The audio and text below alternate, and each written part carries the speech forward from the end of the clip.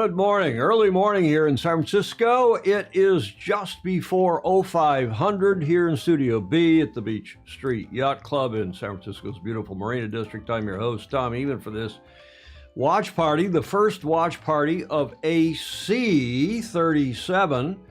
No Julia today. She's upstairs watching on her computer and on her TV.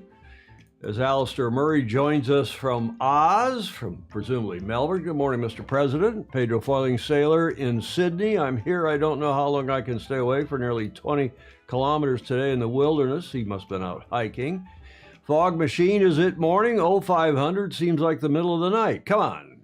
Lance Burke, welcome to the show. Tom Ogletree in Savannah, Georgia, and many others with whom I've been chatting in the last hour or so as we get this one across the starting line. And it's been today, to the day, 173 years since AC 0, and it gets under AC 37, that is, gets underway today in BCN in Barcelona. Weird boats, kind of cool boats, but weird boats, and a weird venue in as much as the defender is the Royal New Zealand Yacht Squadron and Emirates, their representative team, Emirates Team New Zealand.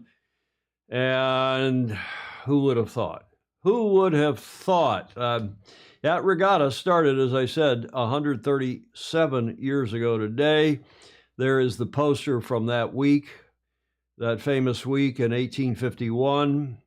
The Royal Yacht Squadron on, I'll go back it up. There was a race on Monday. There was the annual dinner on Tuesday. I mean, this is very proper. This is very leisurely.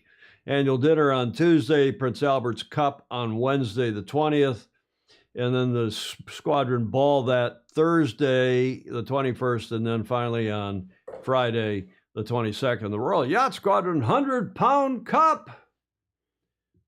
And that, of course, was the precursor, what we call AC 0. And I'm waiting to see on come on, where is my feed? I don't see any. I got a couple different feeds. Anybody else seeing a live stream? It's now a minute and a half after. Good morning, Vince McAteer, a long time. Jeff Kitson in Michigan. Chris Gillingham in Leamington. Let's see why we don't have a feed here. ESPN Plus on my screen. I did sign up to it dutifully and signed Julie up to it as well. She is, as I said, upstairs. And see if we can get the stream. I don't see it on I have it also on stuff.co.nz. And nothing coming from them yet either. As everyone checking in for our first ever watch party, John Hanfield in Newport, Rhode Island. The cup has lost its luster. Live on ESPN Plus now, Phil laughing and saying, excuse me, I haven't talked to anybody this morning. America's Cup. Let's see if I have it on ESPN Plus. I even had a reminder.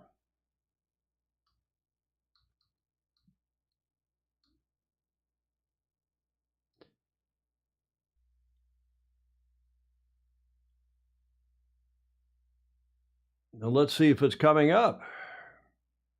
Bit of positivity today, please. Fozy, John Emma. Yeah, let's all be positive about this and see how this goes. America's Cup prelims in Spain. I now have it live on the tube. See what it sounds like. The battleground. There's some audio. I'm not going to show the video. I'll show it here over my shoulder. This is the 37th. On the tube, and you can see my slides on the left side. We go full screen here. Hola from Barcelona, and welcome to there the it is. Preliminary Roger Lockhart, all is well in Newport Beach, California. Welcome to you, Raj. 37th America's Cup. From this point on, there will be two and of all let's listen in. Host of the Catalan capital, the third time the trophy's been competed for in Spain.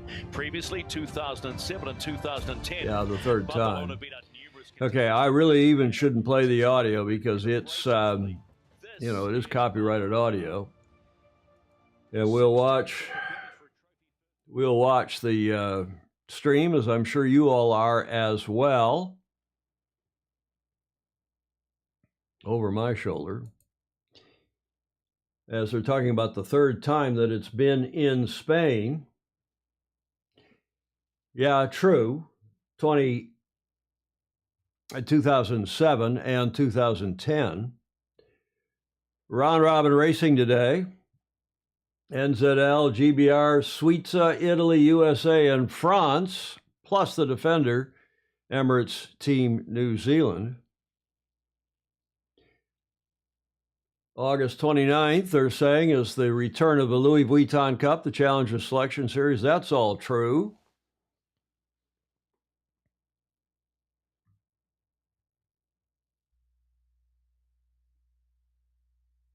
Teams docking out. Looks like a raceable day. It's so when I looked at let's see what we got here. 10 knots of breeze was the forecast. Let's see what we've got here. There is, where's my weather forecast? There's my weather forecast for today. Looking like around about 10 knots. That's in knots, not in miles per hour or kilometers per second or meters per hour. That is 10 knots at 1400 out of the southwest. As we go back and look at the slides here on the cable, there's what we want.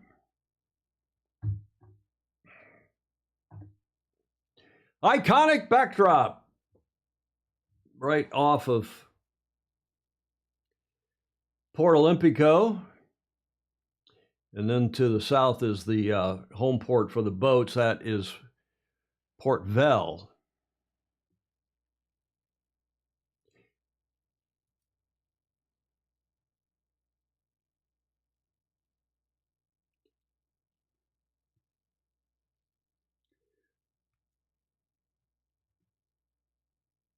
Good morning, Paul Homchick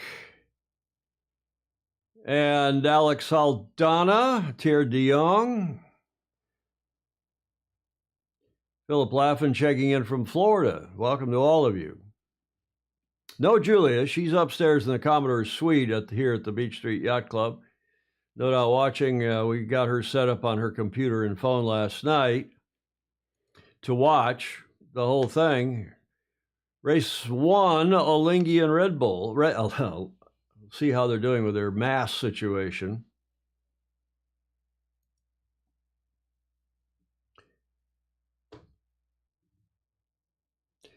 Maxime Bachlin and Arnaud Sarophagus.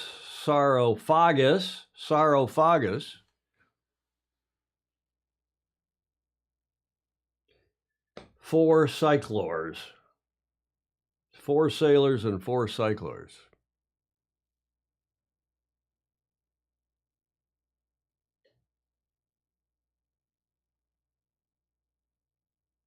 Quentin Delapierre and Kevin Pepinet, as we told you. Hi, Claire. Good morning. Yeah, Claire Harrington, the esteemed Vice Commodore of New York Yacht Club.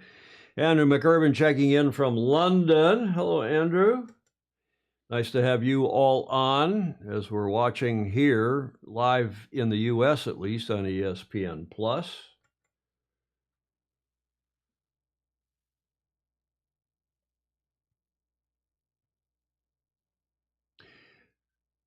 George Agnese, Jorge from Fort Lauderdale, Paul Erickson in Atlanta. Hello, Paul, fellow St. Francis Yacht Club member.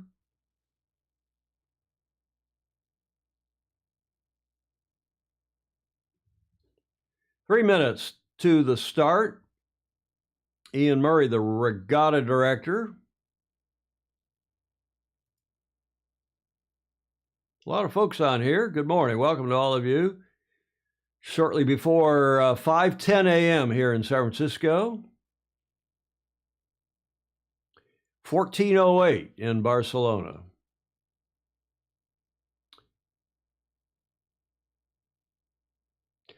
There's Alinghi, and they are racing the French. Start in 2 minutes. The race is live. Tom Ogletree.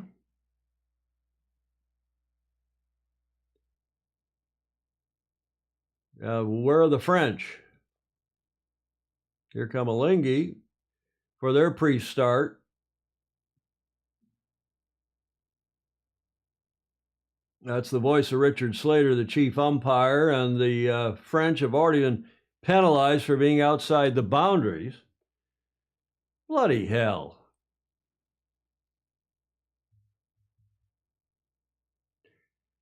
Krasimir Naumov, welcome, Krasimir.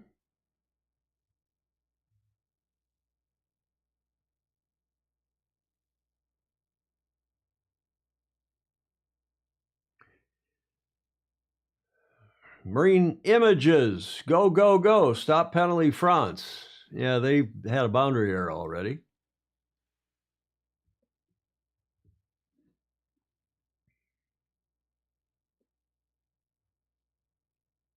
Coming up on a minute to the start.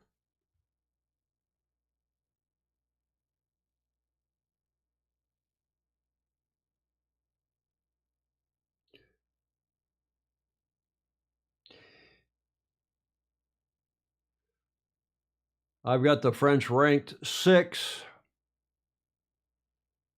out of the 6 teams, including the defender, New Zealand.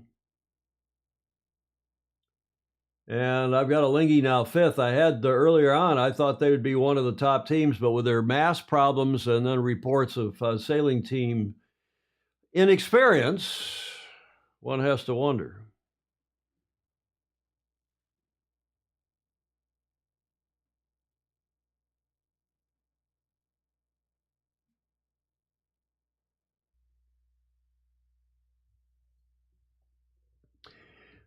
Final 10 seconds now to the start. Good morning, Peter McDonald. Hello, Mark Holland. Waited years for this, as did we all.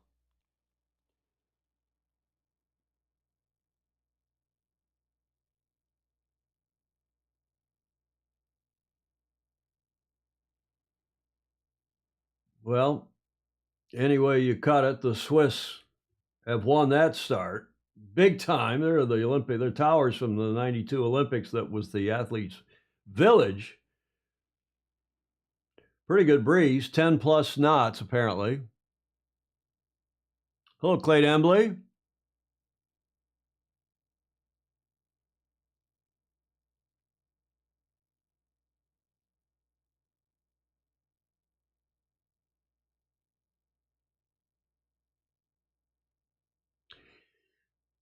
The Kiwi, our longtime friend and Fozy, Peter Lester, on the water.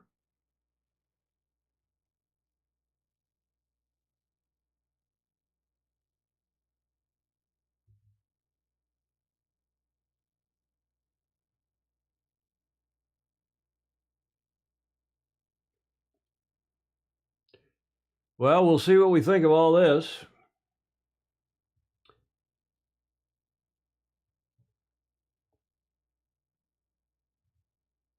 A little bit of covering here. Yeah, the wind speed, Claire, is, according to what I'm seeing, is 10 plus knots. Actually, the white caps there on the water look like maybe it's 11 or 12.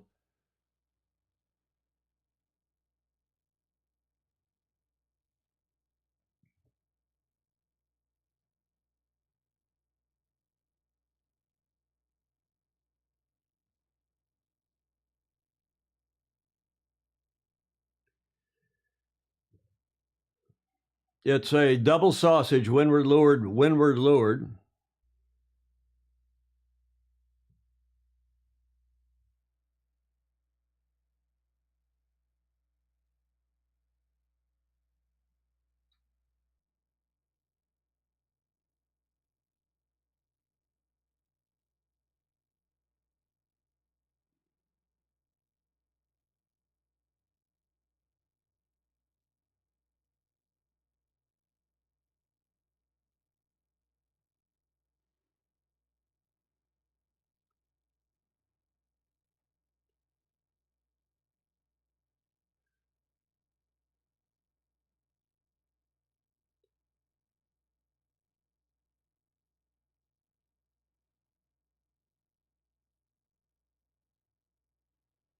Shirley asserting, as you probably heard, more breeze toward the beach. Shirley Robertson.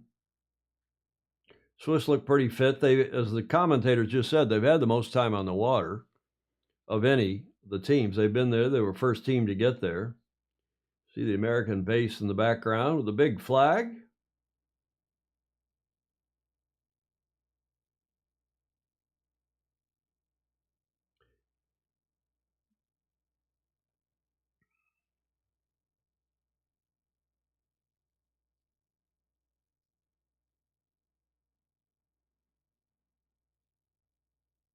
I don't think those are number 4s, Claire. I think they're bigger than that. Let's see. The graphics are one thing. See the top of the jib here.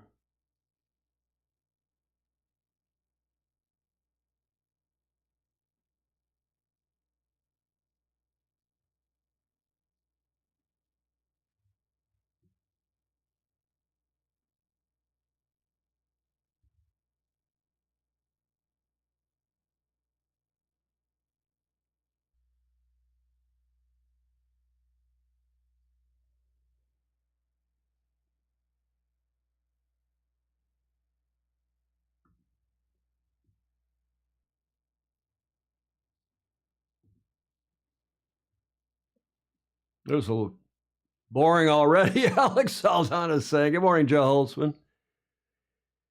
Round robin racing today.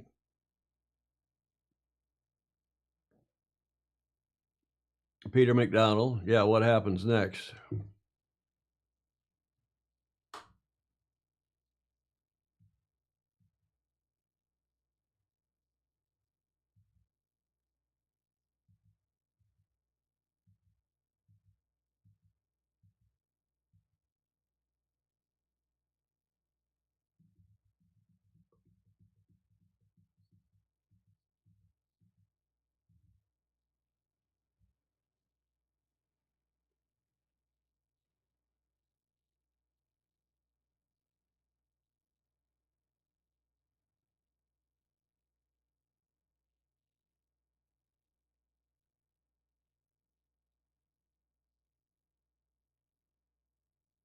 You know, the French don't look. Hello, Matt Suzuki. You know, the French don't look slow.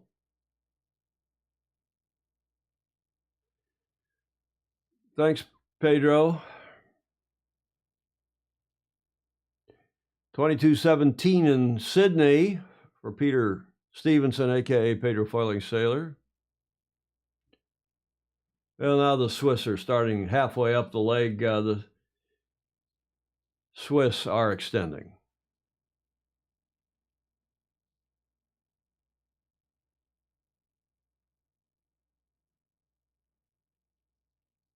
Oh, so exciting. Yeah, right.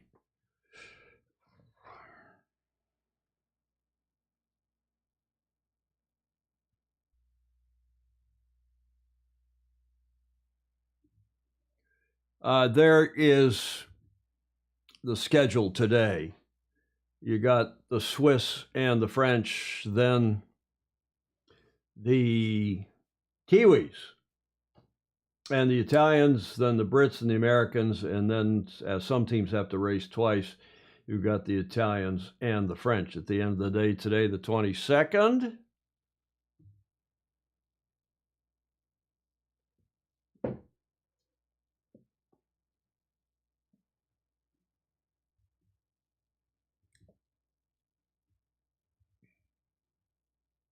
Graphics look good.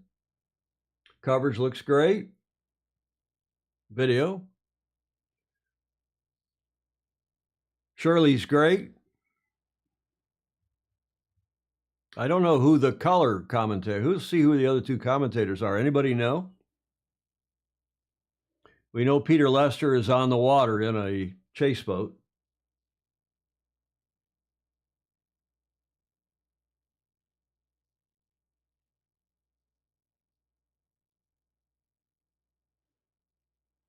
Oh, they say 6 legs. So it's a triple sausage, according to TV.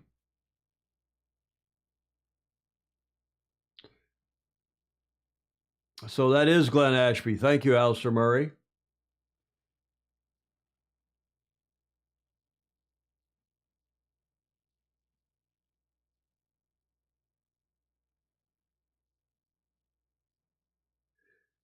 But Mark Holland, is it 6 legs or 4 legs? Because the TV is saying 6 legs.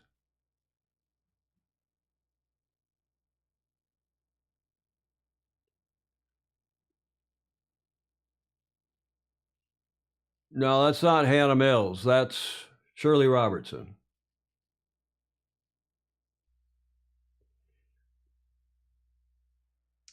Roland Harrison, the live video is not available in the U.S. except on the pay-per-view, or it's behind the paywall on ESPN Plus.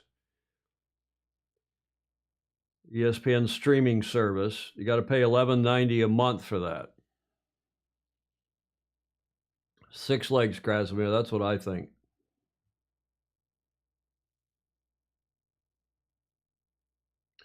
Yeah, the TV saying 6 legs, Mark.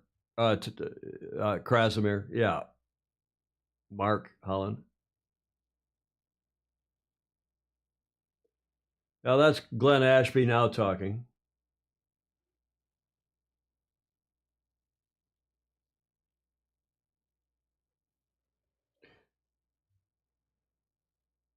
That's Peter Lester.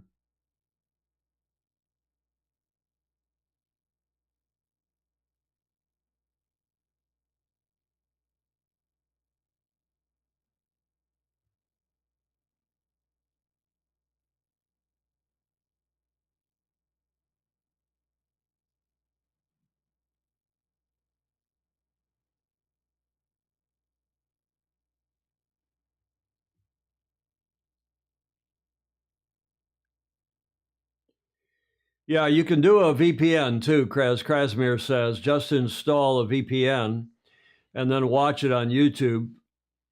And some browsers now, tell me, it does Opera or Chrome, do they have a VPN installed? Hello, Stingray. Yeah, I'm watching on ESPN Plus too.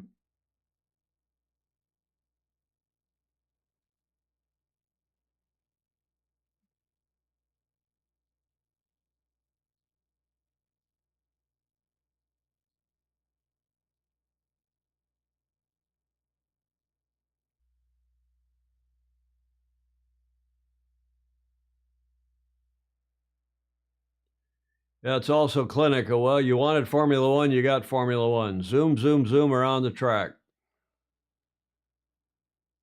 Lionheart, I never heard of that browser, Krasimir. Sounds British.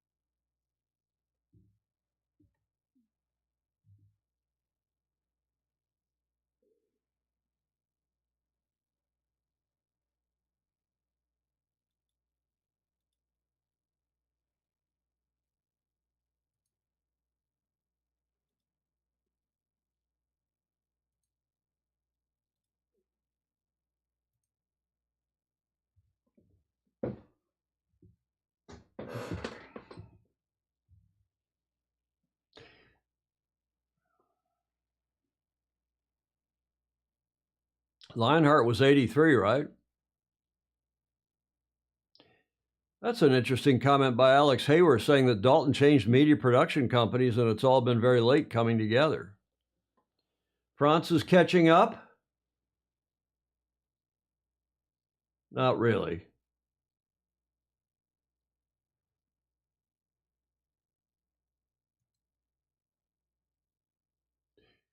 But not much in it in terms of speed differential, that's for sure.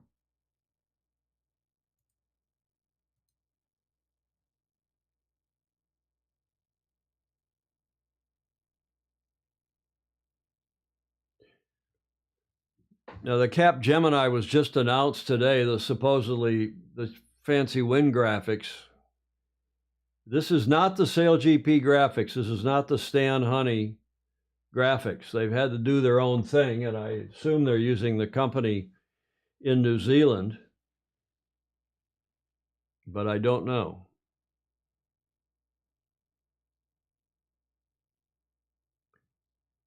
Graham Clark thinks the French are quicker up and down.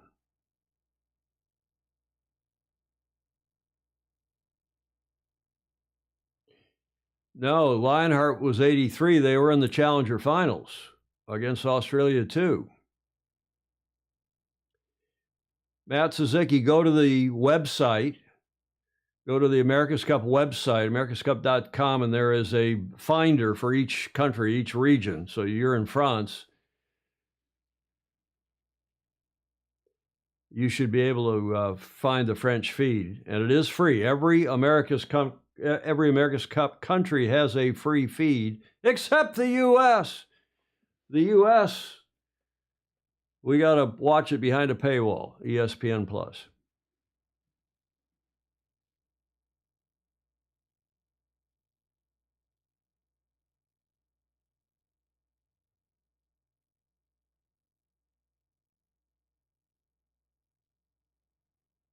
I think, Matt, you can watch it on YouTube regardless. Go to the America's Cup website, go to YouTube, and then go to search on YouTube for America's Cup, and you'll go to the America's Cup site, and I think you'll see it there. What did OE have to do to exonerate the boundary penalty? Fog machine, well, they just had to slow down and be sure they came off the line. I don't know, Richard Slater's just, it's a time penalty. But they were already behind at the start, so that wouldn't have been much of a penalty.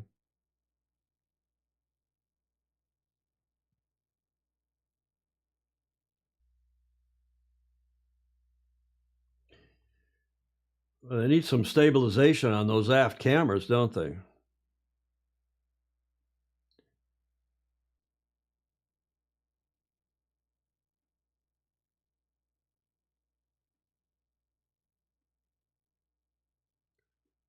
Yeah, fog machine, it's just a stop-go penalty. They have to, just like Sail GP uses.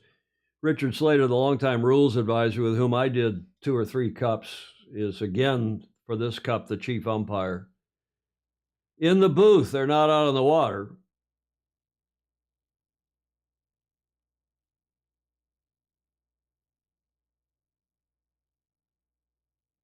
Oh, Paul Homchick, really? You're watching it on YouTube? It's not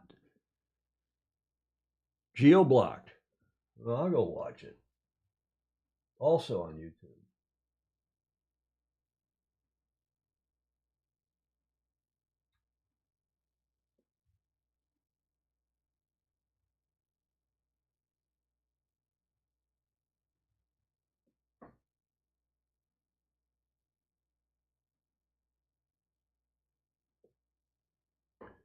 Yeah, we'll see how. Thanks, Paul Homchick. Yeah, it's on YouTube. Roger Lockhart agrees. Yeah, I can see it on YouTube too. There's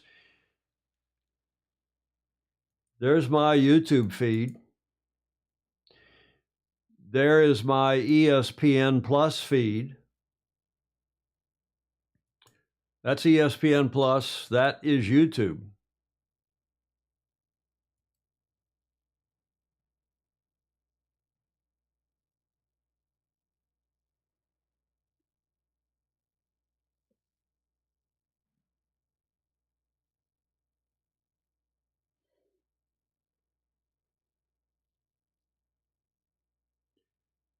Looks like ESPN Plus is ahead of YouTube by some number of seconds, maybe 30 seconds.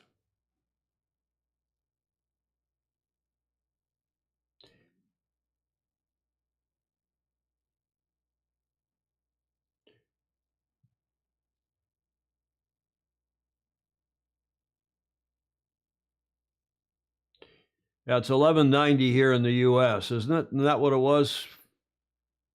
Fog Machine, a.k.a. Lance Burke.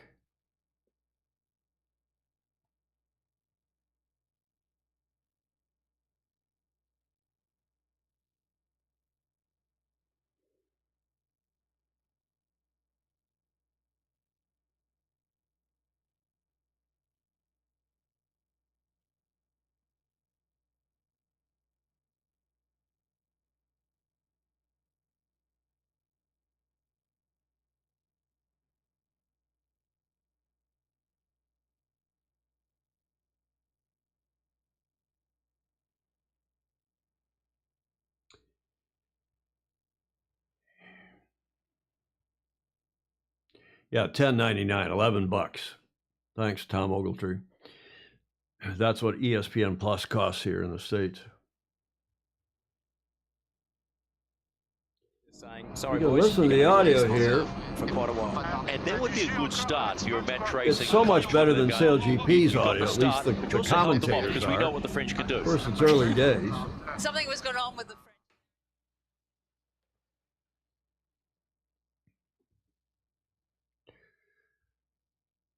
Vice Commodore Harrington, nice of you to join us. 8:30 your time and on the East Coast.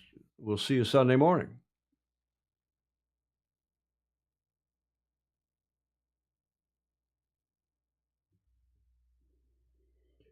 Well, the Swiss have a pretty comfortable lead now as the end of the leg 5 of 6. I agree, Philip, laughing. The commentary is much better. Much better.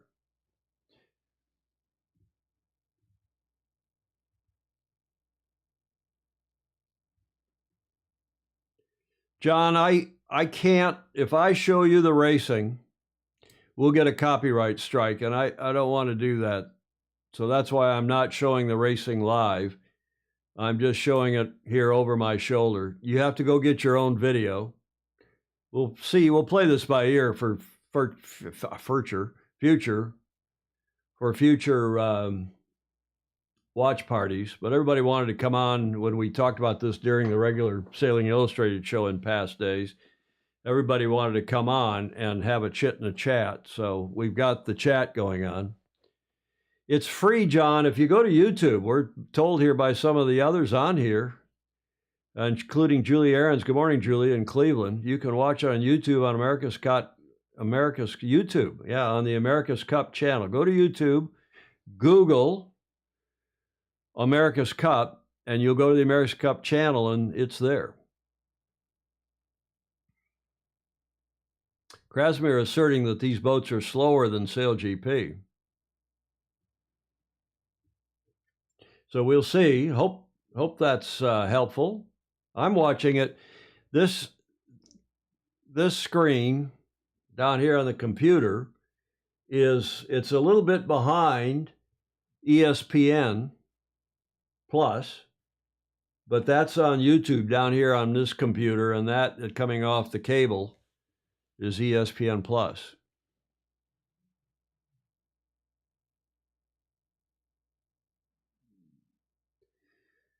Well, we're 30 minutes into AC 37, at least this preliminary regatta Barcelona. Final of 3 preliminary regattas. 12 knots, Glenn Ashby is saying. Just what it looks like on the surface. Maybe a touch more if you look at the surface of the water there.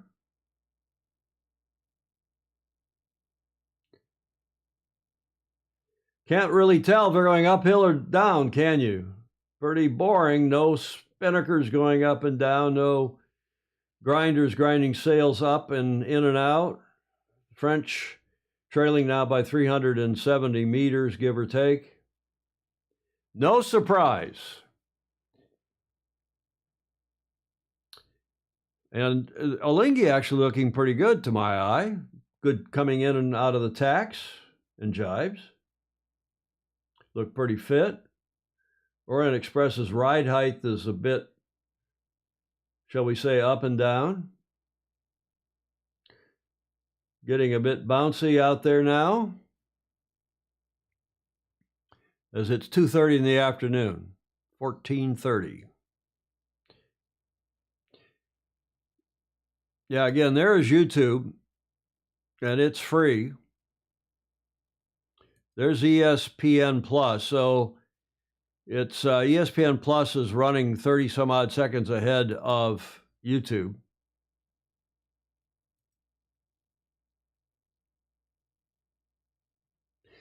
Clayton Embley's comment, you can't see the talent of the sailors. It's like watching cars race. Good point. Good point.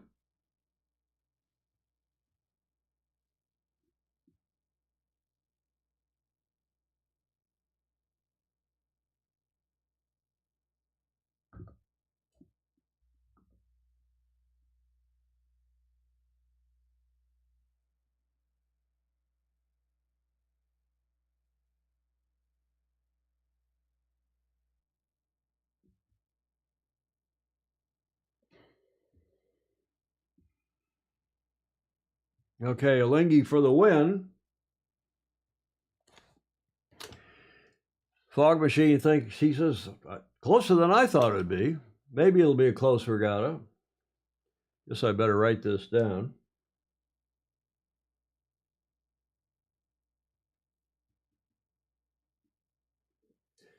One point for the win.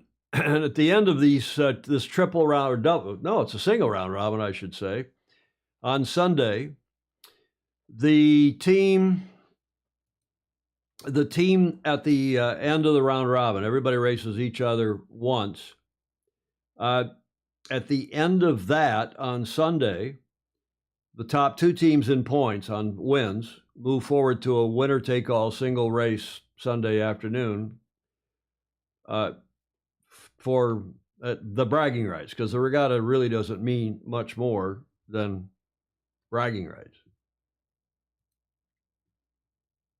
A passing maneuver. Come on, Glenn. Their speed was suspect. And Alinghi had a good start. We talked about this on the show, and some of you weren't believers, that the start's going to be important. Getting into the box on time, having a proper approach. I think you're going to be pleasantly surprised, those of you who do like match racing and think the start should be important. Arnaud Saraphagus.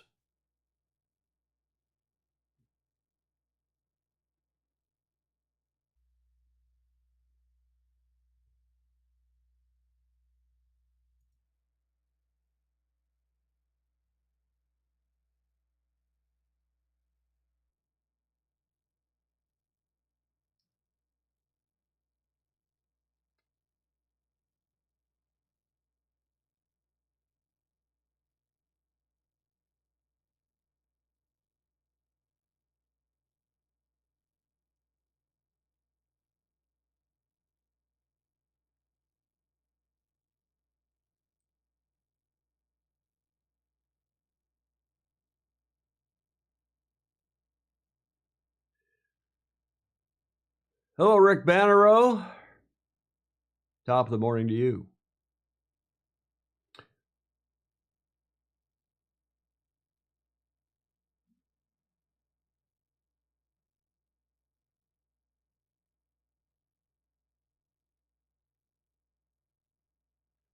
Canton Delapierre saying they missed the entry, as you can hear. Hello, Will Bolden out in Perth in WA. That was like watching an Xbox simulation game. Unexciting. Will Bolden, the former Governor's Cup sailor and coach. Good friend from Perth, WA. Royal Perth Yacht Club, Royal Freshwater Bay Yacht Club. Okay, there are the timings. It was the start as we said and as we thought it might be. See, I have a picture of, it's a painting. In fact, it's a litho of the famous painting at the New York Yacht Club of the Yacht America.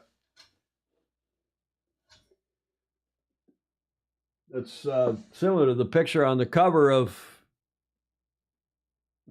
Magnus the Magnificent's book, Magnus Wheatley's book. So there is you can see it better in camera one.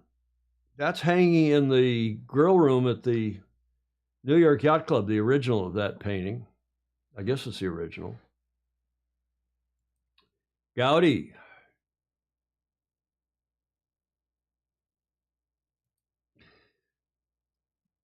Rick Bannerow likes the graphic showing the wind patches. Hi, Larry Kennedy, the head of the Bimbos on the East Coast anyway. The live streaming link, it's ESPN Plus is behind a paywall. That's what I'm watching it on here on this TV. But down here on this screen is live on YouTube, and it wasn't supposed to be live. It was supposed to be geo-blocked.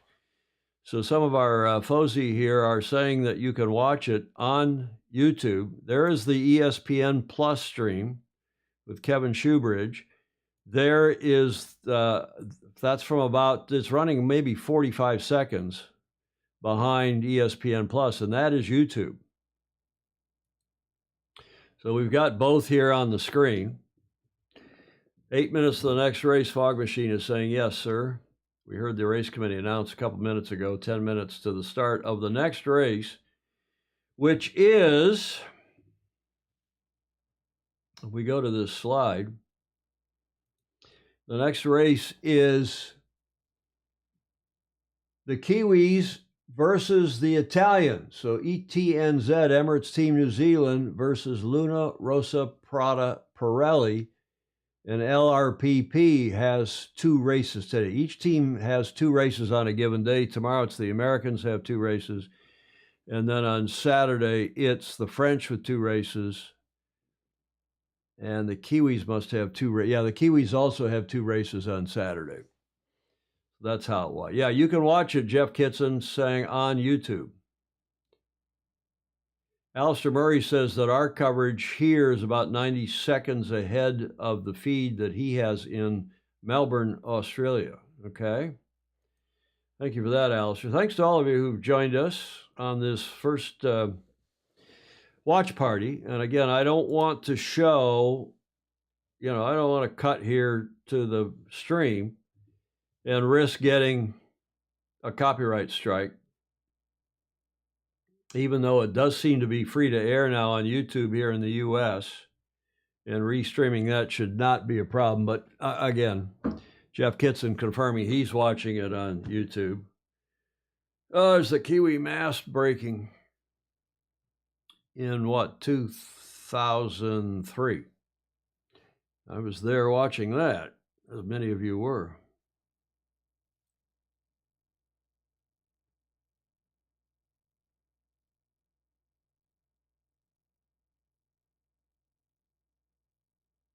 Forecast today for 10 knots. Looks like we got a couple more knots than that.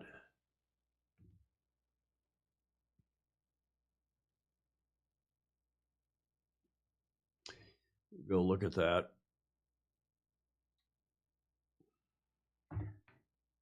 There's the actual weather forecast for today. Couldn't you show the YouTube since it's delayed? John Spang goes, I don't want to risk it at this point. We'll see how this plays out. Hello, Bob Walker.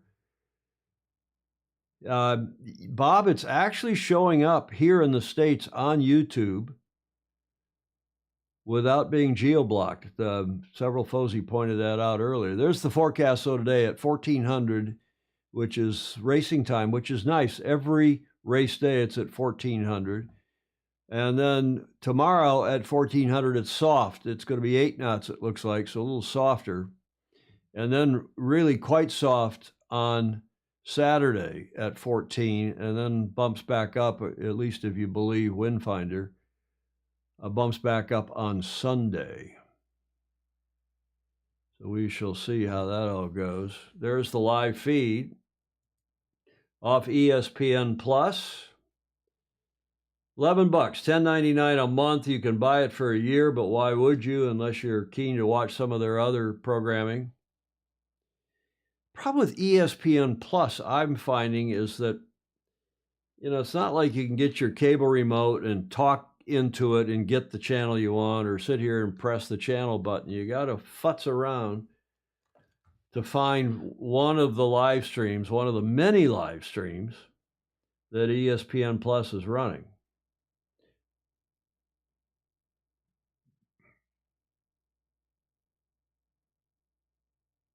Three minutes and change. Jeff Kitson saying, I prefer multi-hull racing, the F-50s over the Foiling Cats over these boats. Yeah, Rick Banner, the headshots of the cyclers look like the faces you see at the post office. Here in the States, at least, that's where they put the most wanted people that they used to. Do they still do that? I haven't been at a post office for so long. Looking forward to hearing Jamie Spithill's Italian accent. Lance Burke is saying, live views on YouTube approaching 20,000. John Emmett is saying, next race is a bit of a grudge match. Yes, it is. This is the finals of the last cup. Finals of the last cup between the Italians and the Kiwis.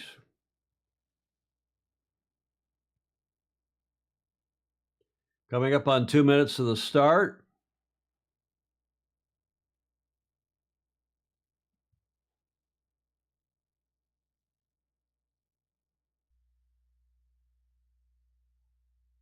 John Emmett picks New Zealand. Who do y'all think is going to win this race? They're both going pretty well in the practice racing. I have been. Andrew Davola. Dolly, hello, Dolly. We are live on Foxtel in Australia. Is that what you're watching it on, Mr. President? Alistair Murray, Foxtel. Is that a streaming service? Foxtel in Oz. Minute and a half. Sailing away into the bottom right-hand corner of the box. Pretty good breeze. John Spangles picks the Kiwis. Here is Spithill, who has the reputation, at least, for being a very aggressive starter.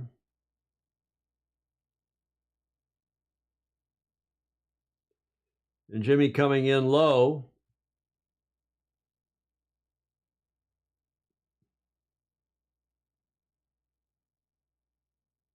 Interesting. They only seem to have one sponsor, Capgemini.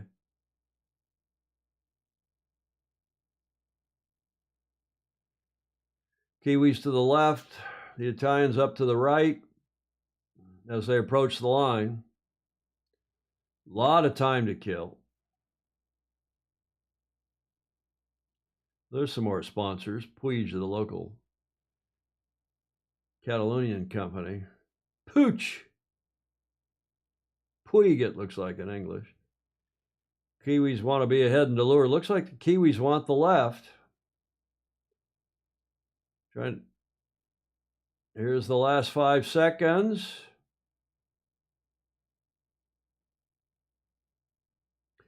Pretty conservative start.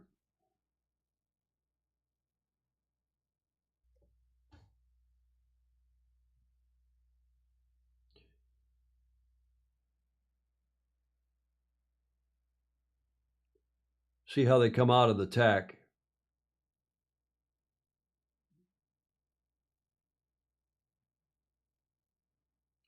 Italians up ahead and to leeward, but it looks like the Kiwis have a comfortable lead, boat length or two.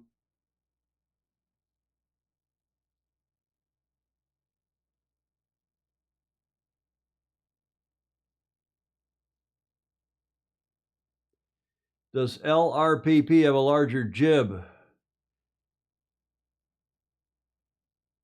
Who thinks? Tom Ogletree is saying how amazing they spin these big boats indeed.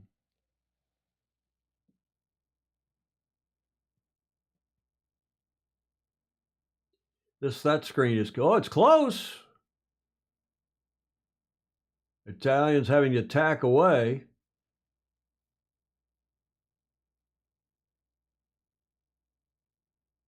Bow to stern. Here come the Kiwis to cover. I think the Italians are fast. Excuse me. Agree, John Emmett. This could be close. It is close.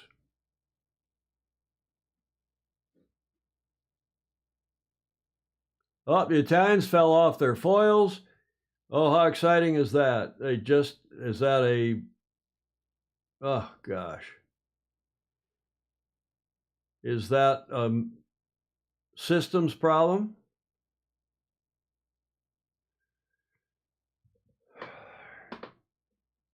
Stuffed it.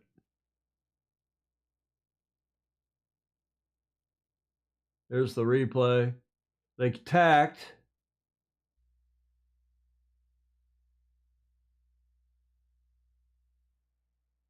Yeah, it's a systems. Glenn Ashby pointing out it's a systems failure. Stupid boats.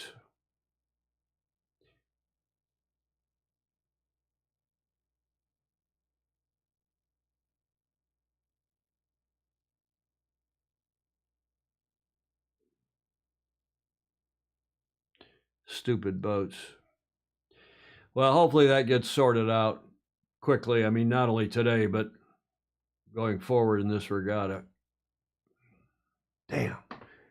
Looked like a good race. Yeah, commentator's curse. I don't think it was rudder cavitation. I think they lost their systems.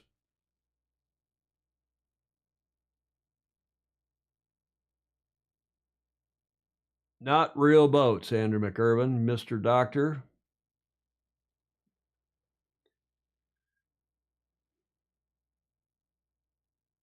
Rebooting a boat. What has this world come to when you got to reboot your boat? Bad enough having to reboot your phone or a computer. Clark Chapin, I can't remember the last time I had an electronic or hydraulic failure on my Interlake, his 18-foot sloop. The Francis Swiesguth designed boat that was designed as a trainer, a youth trainer for the Star Class back in the 1920s or 30s, Clark? Good morning, Clark. Nice to see you on East Coast time in Michigan. And that's that. Reboot. Bloody hell.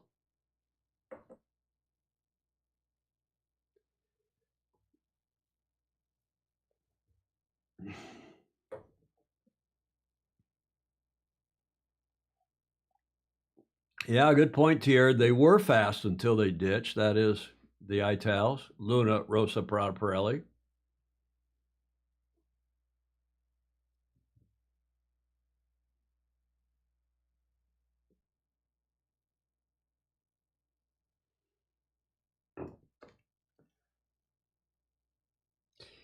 You know, you all are way ahead of the commentators. Your comments. Bloody hell. Ugh. I'm going to move the Yacht America over there closer in the shot so we can see it here. And you know what? I might even move Magnus's book.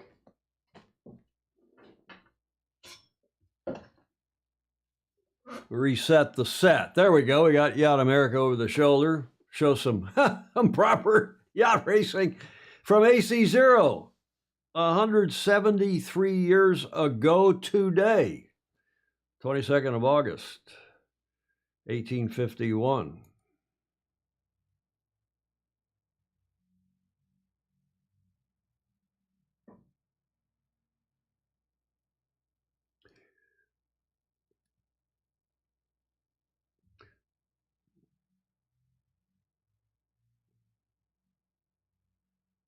Looks like LRPP is going again. A reboot. They're back on their foils. Well, this is going to be exciting. What are they, a leg behind? Half a leg behind?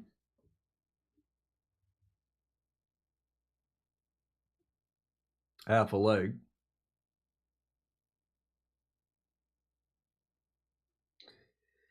Yeah, Clark Chapin and Joe Holtzman, who are both Interlake sailors, or Joe's former Interlake sailor. This is the 18-foot, looks like a big snipe, hard chine boat. Clark says 1935, not really a trainer for the Star, but a commission designed by a group of sailors from the Sandusky Sailing Club, which is on the south shore of Lake Erie, just to the west of Cleveland. They pooled their money to come up with $50 to commission the design in the midst of the Great Depression. Joe Holtzman, yeah, a good trainer boat all around, Joe Holtzman is saying.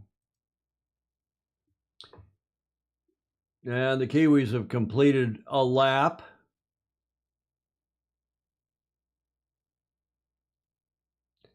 Oh, this is exciting. Okay, there was plenty of unexciting racing in the trials of the America's Cup. Back in the day. Alex Saldana says Australian breakdancing is more exciting than this. Hi, Denise Balzac. Long time. I miss and love Denise Balzac. She is a terrific lady. We did a couple America's Cup campaigns together. No, the YouTube, there's my YouTube feed, Denise. There is my ESPN Plus feed. I've got both going. This is the ESPN Plus feed. This is the YouTube feed down here on a MacBook. And both seem to be working fine here. Alistair Murray, good night. It's nearly midnight there. Can't stand the excitement, can you, Mr. President? Alistair, of course, the president of Australian Sailing, that country that's just had a terrific Olympics, both the country and the National Sailing Federation. Hello, Christian Price. Alistair Murray, Foxtel, or KO in Australia. There's two different services apparently streaming this. Christian is in Sydney. Tom Ogletree saying, my grass growing is much more enjoyable at this point. And Alistair Murray's watching on YouTube. So you've also got it on YouTube. Yeah, several countries. Again, if you're looking for where to watch the feed, if you go to americascup.com and then there's a link somewhere to the television. Maybe I put it up here on one of my other browsers. And you can click on the country and it'll give you all the options, streaming options, or television options, and whether it's delayed or live and so on. ESPN Plus is showing it live. And then tomorrow, I think on YouTube, you can see it, but you can see it right now, real time live on YouTube here in the States without a VPN. So VPN costs what, $5 or $6? Who's paying for a VPN? $5 or $6 a month? ESPN Plus $10.99, so $11 a month. Alex Aldana, who's down in South America, saying if county boundaries, if it's geo-blocked, put a VPN in Brazil and go to YouTube. It works fine. Well, you could do that apparently for Australia as well.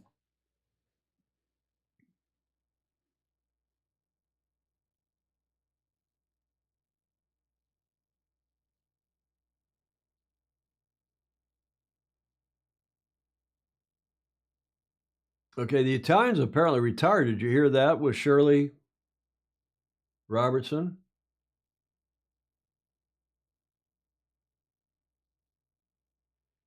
So I think that was a signal. When you heard Philippe Presti, the coach, there they are. There's a friend of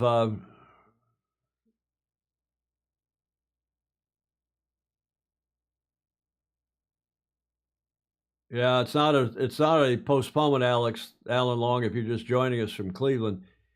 It was a close first part of this race between the Kiwis and the Italians, and then the Italians' boat systems apparently failed, and they fell off the foils.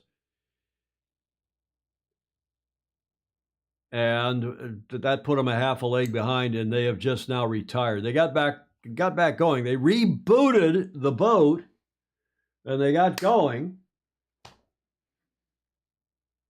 Interesting, Philippe Presti, I was just saying, it looked like he called them and said, would you please confirm that you have retired? That is from the coach's boat. They hadn't retired. I think that was a signal from Philippe, hey, you better retire so we can fix the boat. Kiwis continuing, but okay, that's not so exciting. I wonder if John Emmett has any insight while we're looking. What's he saying? Yesterday's Wednesday evening club race. I won the pin, but on the trigger pull, I pulled the kicker tail through my main sheet block twice. That's always bad when you pull another rope through a block, a pulley. I couldn't sheet in or out. It took me several minutes to reboot. John, I wonder if you can give us any insight, because we told you on Tuesday's show that we were expecting a different helming pair on the Brit boat than what we've got. We got Ben Ainsley helming. Let's see what they're talking out of Francesco Bruni on the Italian team.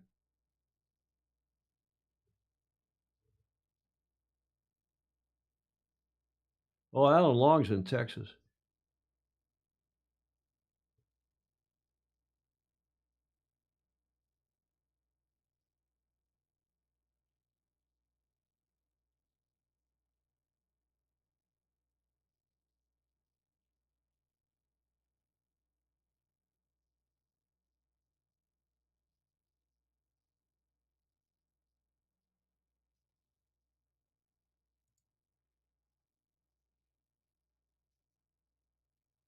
Checo Bruni saying it's an electrical problem. There's the replay. You can see the boat falling off the foils.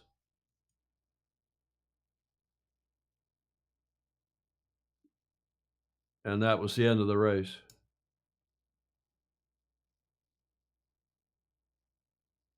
Hello, Sam Usher.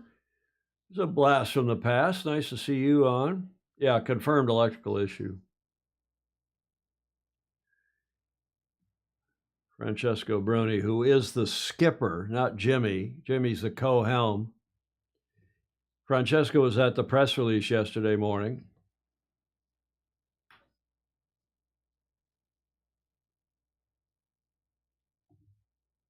Let's go look here at the schedule after this race. Is the Brits and the Americans. So Ineos Britannia racing race 3 against New York Yacht Club's American Magic. And then race 4, you got the Italians back racing again, so they want to get fit. They want to get sorted out as they're racing the French in race 4. All these races at 1400 CET at local time, Central European time in Barcelona, 1200 UTC, which is 1300 in London, 0900 here on the East Coast, 0500 on the West Coast. It's now 0602 here in San Francisco. They're starting to go to sleep down under. It's 0200 in Auckland. 0100. Is it 0100 in Auckland? Yeah, that's right. 0100 in Auckland because it's 6 here. And when we go off daylight time and they go on daylight time, it's only a 3-hour time delta. Why do we do this daylight time stuff? Clark Chapin loves daylight time. I'm not able to find the live stream on YouTube, Clark says. Maybe it's only geo-blocked in Michigan. I'm seeing it on YouTube. Go to YouTube, Clark, and then search for America's Cup, and you'll find an America's Cup channel that has all their videos on it. Alan Long in Texas saying if we're actually back and forth with Rick Banner, if a race experiences a retirement, will the next race start be moved up? Good question, Rick and Alan. John Emmett, we simply do daylight saving time to annoy me. It is a global conspiracy, and we are all in on it. Regardless, it's at 1400 CET all the time, which is good.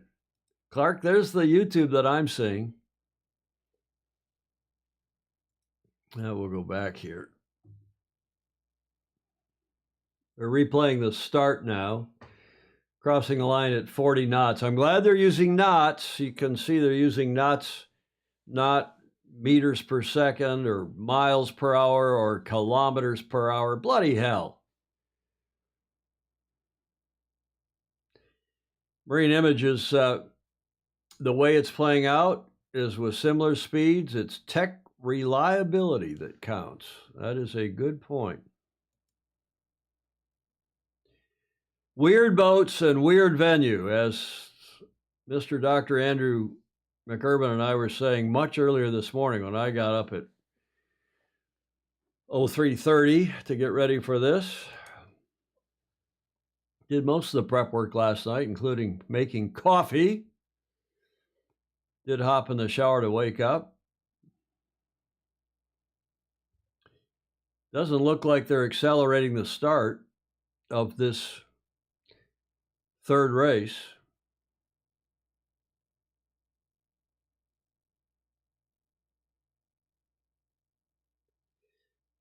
I wonder, Clark, if they have now figured out how to geo-block it here in the U.S. And if somebody signs in now, it's geo-blocked, whereas it was not geo-blocked at the top, because I'm still seeing on this computer, that's still YouTube.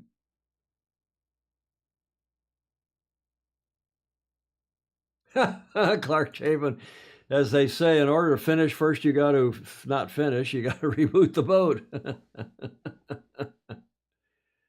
Oh, my goodness.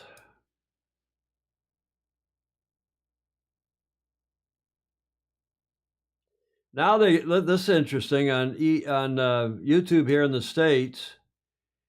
They got this splash screen up saying full streaming link in the comments on YouTube. Hello, Jonathan Frank. So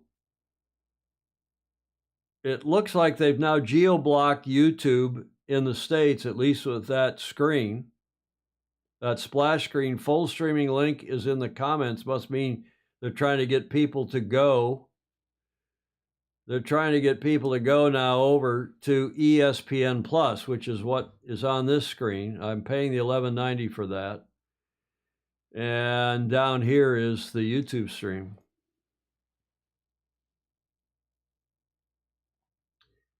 Yeah, Jody's out at Mount Ayres in Oz. Good morning. Good day. I guess it's closing in. What time is it there, Jody, at Mount Ayres in the middle of Australia? Is it a little earlier? Is it because it's only 2100 in Perth, where Will Bolden is, 2300 in Sydney. You must be somewhere between that.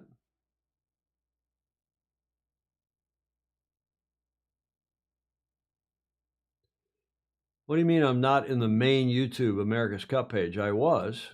Yeah, 2230, where Jody is in the middle of Australia. Okay, I'm going to go try a different YouTube. I don't know why you're saying, Alex, I am on the main YouTube, at least here in the States. You're down in South America, right?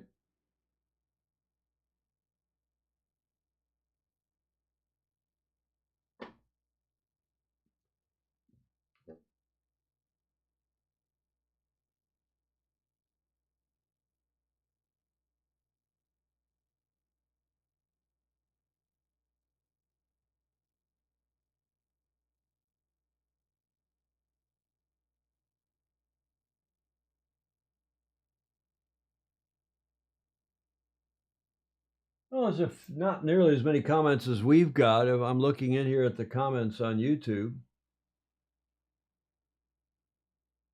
Oh, maybe I'm not on the. This may be somebody else's stream. Let me go.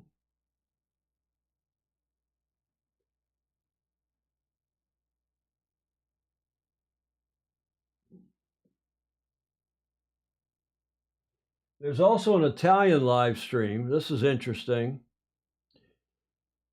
Let's watch them for a minute. This is the Italian live stream.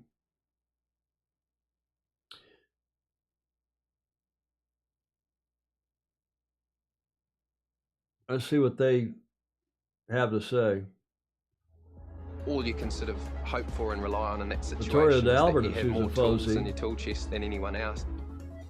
I suppose one of my superpowers is the ability to recover. I just need that slither to recover, and then I'm good to go. La velocità della barca. La barca sembrava abbastanza veloce, non sappiamo quanto. Those of you who speak Italian can understand. Non sembrava più veloce di Yeah, Alex, New I think Zealand. you're right. I'm going to move Sono over. saltati subito nel momento in cui erano in una So situazione there is difficile, probabilmente Vittorio perché doing the same thing we're già doing, rifiuto only in da the so- Italian language. He's a da YouTuber sopravvento in Italy and a indietro. Voi sailmaker dovete and a good pensare che sailor, quando le barche adesso provano a mettere le mani in explaining maniera what was decente, happening. For quando those of you le who barche speak sono così, Italian. scusate, ma vedo l'immagine al contrario ed è difficilissimo, credetemi. Yeah, Quando le Alex, barche that's what I was sono, looking at. in Botsford questa maniera qua, Ivory quindi Borer. nel senso, I don't know what the hell that abbiamo means. quella sopravvento indietro fa And Vittorio, you can see he's got importantissimo got per it playing on a screen in la front of regata, lo sa him benissimo, ha un rifiuto importantissimo. and explaining in Anche se sei Italian what's abbastanza going on. distante, John Emmett's devi asserting avere that o una the modalità tax were alta better, middle che riesci the a Kiwi salire tax were better than the in maniera Italians. grande, Hello, Brett quando Hailstone. sei troppo New generation, same old Kiwis. That's probably a good point. timing della partenza. Probably a good point. Here on camera D, you can see what I got up here on the big screen TV Le now. barche sono troppo vicine, chiaramente la barca che è leggermente VPN in the New Zealand feed. Wolf Milner. Yeah, well, we've got it. I just don't want to play it. I don't want to play it here because I don't want to get a copyright strike. So that is ESPN Plus, which is what is airing here in the States. This is Vittorio De Albertis's stream on his YouTube channel coming out of Australia. Sorry, out of Italy. First time for Luna Rossa was back in 2000 in Auckland. I'll go back that now was and look at. also, very, very clear memory for a lot Try of not Italians. to pull any porn up and here. me, That would be embarrassing. Because Luna Rossa Go made back it to to the YouTube. finals of the America's Cup. Here we go, another argument on proper course. And my subscriptions.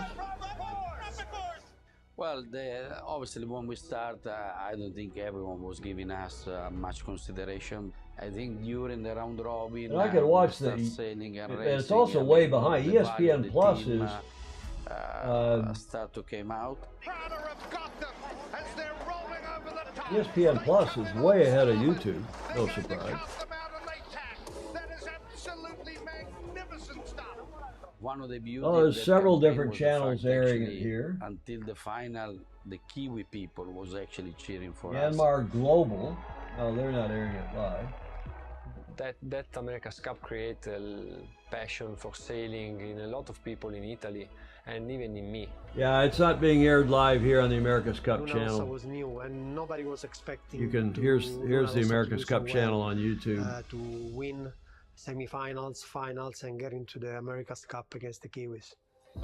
In 2021, for only Not the being second time aired in live history, here in the Luna U.S. Rossa will on be the official YouTube. challenger Mark for apparently the was America's originally. Cup. Maybe we were all watching that This is same a big feed moment, that has now and been they have blocked. done It wasn't the once actual. That makes more sense. I was watching somebody restream it onto another Well, YouTube it channel, was which an has now been important, blocked. Which achievement is winning the Prada Cup in exactly Auckland why for, I'm not for doing two that. reasons. One, because obviously the name of the cup was Prada. There's Max And Serena, secondly, who I've because done a we couple were cup alone campaigns there. with. Everybody was at home in I lockdown. turn my and, you know, What, waking any up other in the browser that night has a to watch built-in Italy VPN? Do any of you winning, and it know? was something very special for them and for us. I think people. Yeah, Bill Wingrove sometimes saying, yeah, the series underestimate between the situation, how bad it was in Italy. the Italians, I think we give a little bit Luna of Rossa, hope and to our people. team. I was with KRC America One. I had many people In sending me Auckland messages, in emails saying, 2000. "Thank That you, was a thank you. fabulous During these dark Challenger times, Selection you guys Series are finals, giving Louis us, Vuitton Cup, the and of course sunshine Prada again," won or things like that. and went forward against I Kiwis, and they remember got that was something special. thrashed. The most important message. That was for maybe Luna the Rossa best team was the America's fact Cup we series. actually It beat wasn't the those guys match, it with was the such a Challenger slow finals. Bill That's a good Wingrove one, Jimmy. with PJ And I commentating. remember Yep. after the first race, How long is jumped gonna? on He board is and in I went to Texas. He's gonna Jimmy, feed and and, spritz the horses. It's we hot. both said at the same 111 time, today in Texas. We can beat this guy. Mark Michelson. Hello, Mark, our weather guru up in Idaho. He uses ExpressVPN, but it's about $4.10. $4.10, not a lot. Oh, $10 a month. Yeah, it's about the same. I've had, in fact, I have a VPN, but I haven't kept the subscription up. I used to use it regularly. Alex Aldana has the PIA VPN, cheap and very good. He's in France. Oh, you're in France. I thought you were in South America, Alex. Max Serena has always been such a class act. Yes, he is indeed. He's a nice guy, good guy. There he is, talking on. Well, everyone's get passionate, and everyone. He's talking on the stream. So there obviously there's. What's security software? Bill Wingrove says. So again, we've got clearly. This race, third race, is not going to start anytime soon. They're not going to accelerate the start of the third race. People coming to Barcelona and cheering for us. You have to wear a tinfoil hat when you subscribe to a VPN. I don't think so. Looking forward to that. ESPN Plus can play in a Windows browser. It looks excellent and is $11 a month. Stingray saying, yeah, that's what I'm doing. I'm just playing it in the browser. Actually, I'm playing it on my cable on we have Comcast here in San Francisco. Graham Sweeney in Yell in the Shetlands in Scotland. It's blowing 50 plus here, so if I watch the America's Cup outside, I get the full effects. Oh dear. Luna Rossa Prada Pirelli would desperately love to be the 5th nation to ever win the America's Cup, but only 4 nations, America, Australia, New Zealand and Switzerland, have won the I guess Cup. I could put the Britain comments gave the down old here mode on to the world another screen. 173 years ago, but it's never held it aloft. That's powerful motivation for Ineos Britannia, and team principal Sabine Ainsley is the most successful Maybe I'll sign up Olympic to a sailor in VPN history, while I'm sitting and here. he's determined to What is end it, 6:15 in the morning here? 173 years of hurt and reclaim the Cup.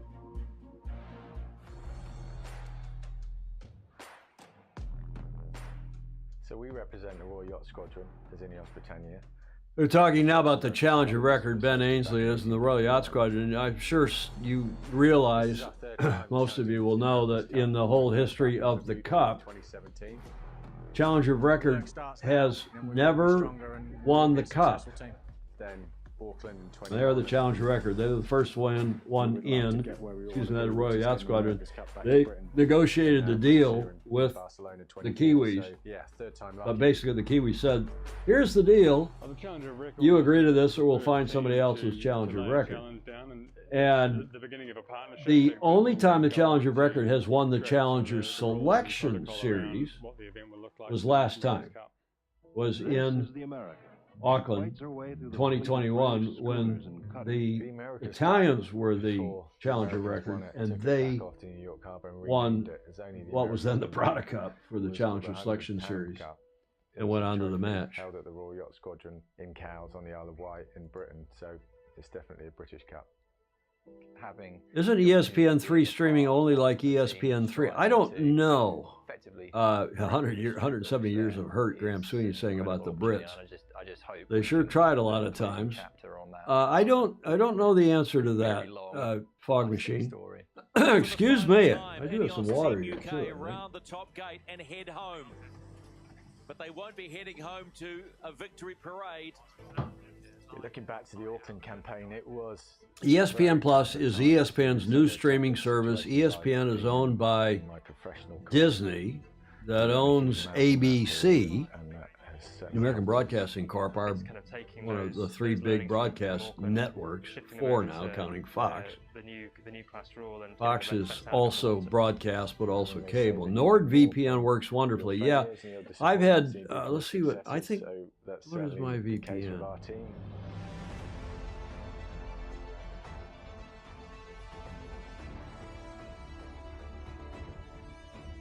See all my apps over here on this screen. Has been much more of a design and Did I remove the VPN? And we've certainly been focused on the test boats, T6, and how that feeds into the design tools. I had NordVPN for a while, some years ago. Formula One, it's really kind of given us that extra bit of. And then I switched to another VPN. The design, the technical side of this boat to the next level. And I may have taken it off the main computer because I was worried that for a while that I was having streaming problems. Once again, we're streaming today. Absolutely no problem. We've had a number of shows here in a row now where we've dropped 0 frames. Yeah, Jonathan Frank, the airline pilot, the senior pilot for United Airlines 777 pilot, has a VPN for his international travels. Okay, the Americans coming up next. Sharing helming duties, sailing MVP Tom Slingsby And Goody, Paul Goodison, Tom and Paul. Interestingly, they sent Paul to the press conference yesterday. I thought that was interesting. Well, the powerhouse team of Ineos Britannia, and then of course they're racing the Brits. A massive depth of talent right across the board. And Dylan Fletcher is the co-helm now for the Brits. I was surprised by that because I said on the show the other day I didn't think it was going to be Dylan, and then John Emmett sussed it out and he said he'd been talking to Dylan's mom and said no, he is the co-helm. and that Giles Scott And if you've been watching our is story, apparently just off the this boat. feels already Giles, who like was a helming grudge the match Ineos, with the way, well, I guess they're sponsored now by Emirates, but the Brit Sail GP team, Sail GP team. America, by the way, incidentally, today, 170. So I thought that was interesting. It's Ben and Dylan are the drivers, and maybe John Emmett was saying, or when I was texting with him either last night or early this morning, he was saying, maybe the reason Dylan's gotten the nod, well, clearly he must be faster. Clearly he must be driving the boat better. But maybe maybe Giles Scott, who is a fin sailor, he's a displacement boat sailor, maybe he has been seconded to, or maybe is spending more time with Sail GP, and in the meantime, Dylan has eclipsed him, has gone ahead. And Dylan, of course, the current Moth World Champion. So we shall see how that all pans out as we go back to the feed here into the on the big screen. Only about 15 seconds to go for one hears that the Hungarian TV syndicate is streaming as well. Okay, I think somebody said early in this show, in our watch party, Jonathan, that the Hungarian production company is out and somebody else is in. 2.5 to the next race between the Brits and the Americans. Just a couple of seconds behind the entry allowable time there. Ineos Britannia giving American Magic just a couple of extra seconds of breathing. Thank you for joining us on this day one of AC37. It's the preliminary regatta. It doesn't count for much. But we're watching it on the ESPN Plus stream and talking and sharing your comments. A lot of people on. Thank you for joining us. Both boats circling. Bring your own video, as we said. The other one in a more difficult position. Really, really hard on the cycles there. Doing a lot of hydraulic oil movement. They'll be on the rev limiter there before they even get off the start line. Right-hand side of the course looks strong. Shirley likes the right again. Hello, Marcos Weinstein. To the right. He must be getting up down in SoCal, 6:22 down in SoCal, well, here on the West Coast, San Francisco as well. Okay, here's the start on less than a minute. Down the course a little bit to sort of put them on the back foot. Ineos Britannia retacking to then come back up and close the game. So really fantastic. Americans high, upwind, apparently wanting the right. Are they going to circle one? No, they're not going to circle again, clearly, certainly. No, they're not. American's going to lead back with 30 seconds to go. Oh, I beg your pardon. The Americans are lured. Now, after they did that dipsy doodle down. Ineos Britannia looking to build speed and actually get a speed. Ineos is trying to hook them. American Magic here. American Magic accelerating, shutting the door. 10 seconds here. Brits will get the right if that's what they wanted. Race 3 is go. Good start by the Brits, at least time and distance. The New York Club's American Magic in the foreground. Beside them, Ineos Britannia, the official challenger of record.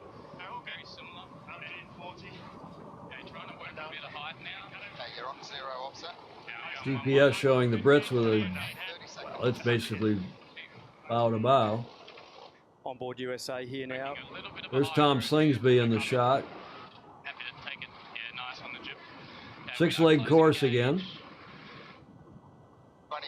Nothing in this race at the moment. Both boats very, very evenly matched here. Hello, Brett Hailstone. Britannia for me. Very close here. Standing up a bit higher. Getting near the boundary.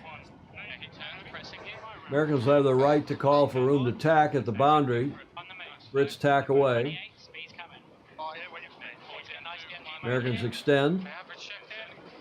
They want to be up on the hip. And now the drag race to the other boundary, presumably. I've got to say, Ineos Britannia look quick today. Yeah, Ineos looked really fast off the line. I think they had a nice speed build. But when they there's those controversial cockpit covers. American Magic just managed to climb protested, or at least challenged, at least questioned. And what's really noticeable between the two boats is the projected hull area aerodynamically. American Magic looks a lot less hull to push through the air than Ineos. Interesting that the designers to come up with a solution. Brits look quick. From different corners of the rule, but I am impressed. American Magic flying low with that low freeboard, low windage boat. Americans now maybe gaining. GPS showing them ahead by maybe a boat length.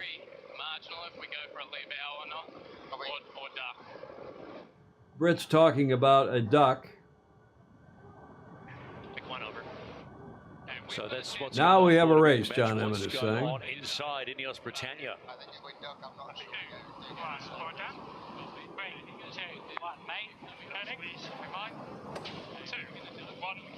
We are strong, normal VMG. They duck then. Copy. We duckers by a couple of let-offs. Wow. Mates coming on, boys. Really nice gain there by Ineos Britannia on that right-hand side of the course. The GPS is not very accurate. That is the we could see indications the head behind. Now they're showing the Americans gaining. Two helmsmen is that we get a running commentary from the one that's not steering. It is so good. Graham Sweeney, this is the mutts nuts, you think? Not just for the other helmsmen, but for all of us. Well, they definitely need to paint that. Yeah, this something's wrong. They've got to get this sorted out because on the other side of the boat you have a these black wall in front of you, so you're absolutely they're not taking into account obviously the loss during tack. To be able to sail the boat accurately, showing the Brits ahead again, but the Brits are going to come back on port tack. They look like they're both wound up a bit on starboard. Two very different design concepts where you've got Ineos Britannia where you've got your trimmer sitting right at the back behind the cyclors, and on the opposite boat you've got American Magic side by side, which is like a race car. As we see, this is an interesting one. Have American Magic made gains on the first leg upwind? I think the right's favored. I think Shirley's correct as the Americans now have the lead. How refreshing not to have that Stevie Morrison screaming at us that we had during SailGP. With a slight advantage. Now the Brits are supposed to be quick downwind. 6 seconds. Hi, Tom. They're really tight.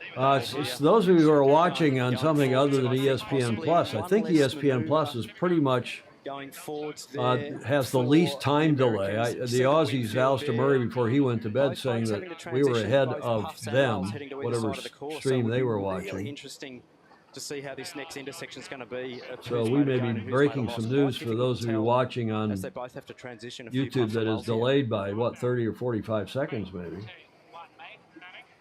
Americans leading downhill on leg 2. Follow their charges, their steeds closely. Tom Burnham. Another cross. Here come the Brits, looking strong actually on starboard tack, coming in from the downwind left. Brits may be ahead. Close. No, maybe not. Gordon Smith. Yep. We were about to find out if the Brits are fast downwind. Just apologies there, slight technical difficulty, a bit like Luna Rossa Prada. Yeah, a pass. Fog Machine is saying we ought to pass a change of lead. This could be close. Just across. Ineos with the right away. Just across in front there, too close to do a jibe in front of Ineos Britannia there. They would have actually infringed if they had tried to good jibe point in front from Glenn Ashby saying that's too close to jibe in front of you. You would have fallen off, not fallen off the foils, but you would have had a loss. Here we got this fabulous boundary racing. Today really is reveal day. It's for all of us to take a look, but also all of them to collect. But if Shirley's right, and how exciting is it to start to get some the upwind right or the downwind left has more pressure. The shore side, they're saying has more pressure. It's a southerly breeze, 11, 12 knots. You know, as we move forwards. In all these future so much excitement when they jibe, all the grinders and the sail changes. And different design concepts. Well, for race 3 of the Louis Vuitton preliminary regatta, we're actually getting a Americans have come back with starboard tack. You can barely tell when they jibe. Bloody hell. Hi, Don Riley. Everybody has stopped at Oak Cliff. Get back to work, Don. It's 9:30 in the morning there on the East Coast at Oak Cliff Sailing in Oyster Bay, New York. The esteemed Don Riley so really tight. Be really interesting to joining see how us. they play this bottom end of the course here because. What are you watching on, Don? You watching it on ESPN Plus? Another close cross. Americans still in the lead. The British will go here, so quite interesting.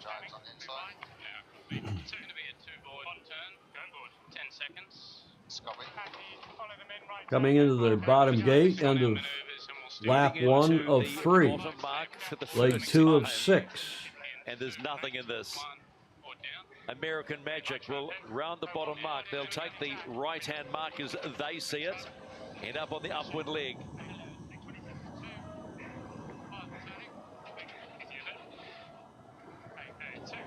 And followed straight away by Ineos Britannia. 7-second delta. Straight into attack Ineos Britannia here for sure. And yep, around they go. They'll be really wanting to stay in touch here. The Americans. And the Americans cover. With them, Match racing at the 37th America's Cup. Across to the right-hand side of the course and make them Who would have pay thought? On the way back. They'll be basically looking to may hit need them another on coffee the next here. tack and actually put them in the dirty air. Let's go back to Tom Burnham, the coach of American Magic. Coach, Match thanks for racing joining tonight, us. Don says. You comfortable with what you're seeing with your team right now? Yeah, it's good. They're going great. Really pleased with the execution. At How Oak they're Cliff. sailing the race course right now. They're doing a great job. Andrew Barkworth, where are you, Andrew? Tell us. Unfortunately, no Aussie boat. He must be in Oz. I know it's early days, but it would give us immense pleasure for Slingsby to beat Burling and steal it off the Kiwis. Well, there's a few Americans who would agree with you, Andrew. Great job today, and really nice to be out here racing after. Now we see who tacks best, Emmett is saying. I think that's a good point, John. Let's see. Let's see who tacks best. All right, appreciate your There's time, a PIP of the ESPN 3, or the ESPN Plus, I should say, feed. Americans maintaining the lead as they get out to the upwind right boundary. The other coaches, they're all Right top side guys boundary. and do a fantastic job. An integral part of the program going forwards, and absolutely needing good coaching. The staff. calm commentary, superb commentary Hinted yesterday they had we were practicing racing and took a of Glenn massive Ashby. nosedive. Aussie turned Kiwi. Everything wet. Some of the systems not great. I'm sure it Been would have been a coaching big night for the support team, just checking the Kiwi everything. team, So a massive along with delight Ray Davies. today for the whole team. Dr. Voss, also one of their founders here. So yeah, huge sigh of relief. Not many people on the beach watching the racing. Doesn't look like it. That's where we ran the 92 Olympic regatta, right in those waters to the right. So as you you're see looking on at my that wind shot. field brought to you by Cap Gemini. The simple thing to understand here when it comes to wind on and this Americans live wind look field, same or better upwind, and the Brits look a click faster downwind, right? That's what we were expecting. And as you see, American Move my Magic head a just bit, sailing Roger into a little Lockhart bit is more pressure saying. there. You should see the boat speed going up a little Well, bit there as we are, again, which means that I it's, don't want to get a it's all working as copyright it should. strike. That's what you'd love I to am see. going, and that's why I'm not playing the audio. Forcing Ineos Britannia basically to tackle. I mean, you can hear some of that audio. I'm going to take the audio off. And you can see the racing from the beach bars there in Barcelona. Not that I would know. Well, yeah, you can kind of see it, but again, you're watching it on TV, Don, as you know.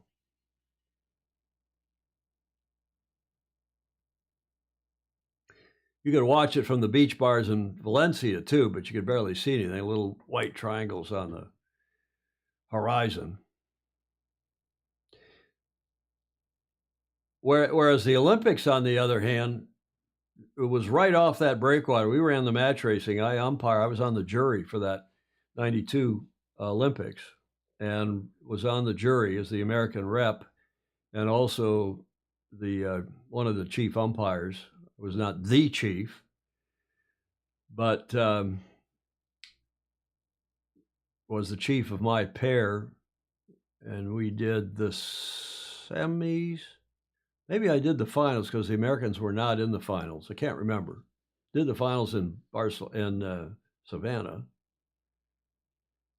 200 meter lead according to the GPS now. The Americans ahead of the Brits as they're about halfway through this race.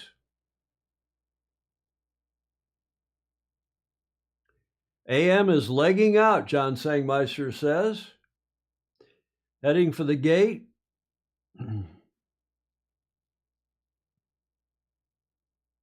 Thank you for joining us. Lots of you. Yeah, we got Hundreds of comments already.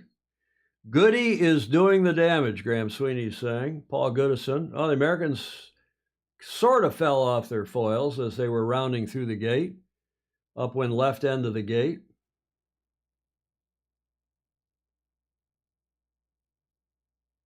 Ineos rounding the upwind right.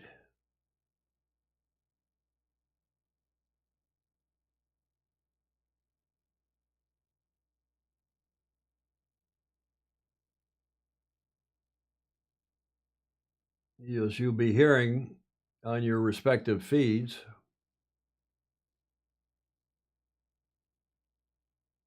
Nice replay.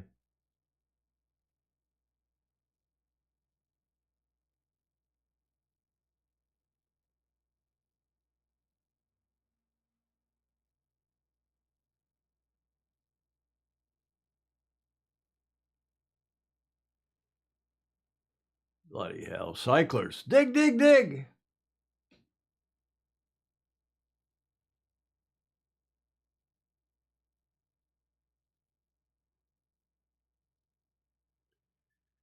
Pretty big lead for the Americans as they're heading down leg 4 of 6.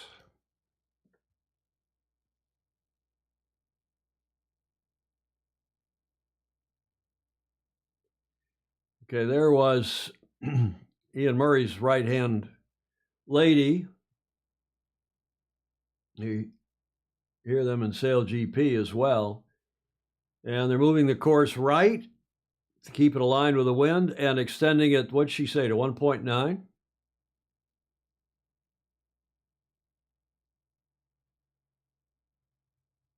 Ding, ding, ding. No, we're not talking about the it's too early in the morning to drink here in the States, 6:30 in the morning. In San Francisco, 9:30 on the East Coast. The non-sailing CEO has got to go, though, if you are in a drinking time zone. Hello, Kim Pennell. Watching from a public pier at Port Olympico, but there's no fan zone here. The Club 37 is on an adjacent pier, but no TV screens here. So watching the boats on the water and the race here on my mobile. Well, that sounds like a nice setup. Kim, thanks for joining us.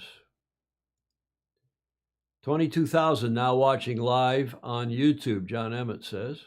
Interesting.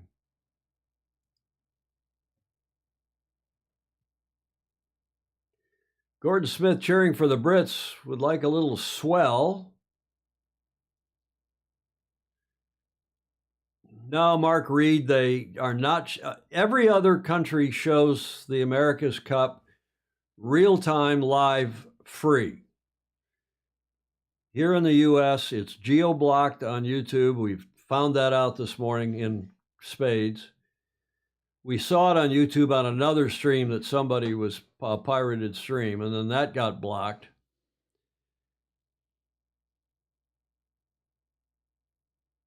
But you have to sign into ESPN Plus. You have to subscribe for $11 a month, $10.99, to watch it on ESPN streaming service. Hello, Rich Fishback. Said, do I need to send bloodies via Uber Eats?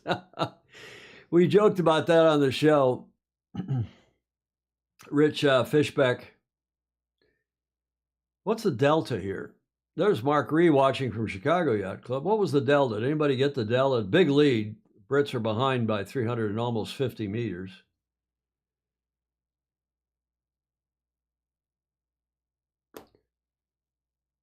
Yeah, in fact, the Americans seem to be extending upwind.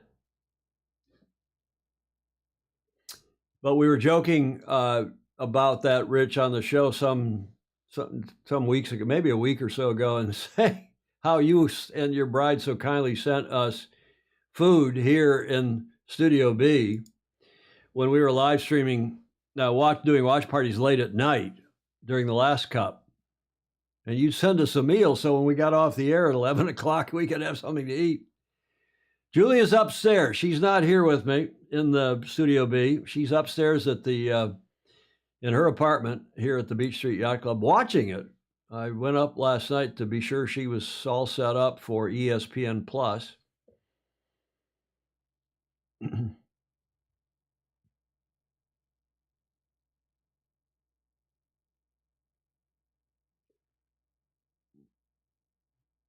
There's Rob Wilson, who is coaching Ineos, talking from the chase boat.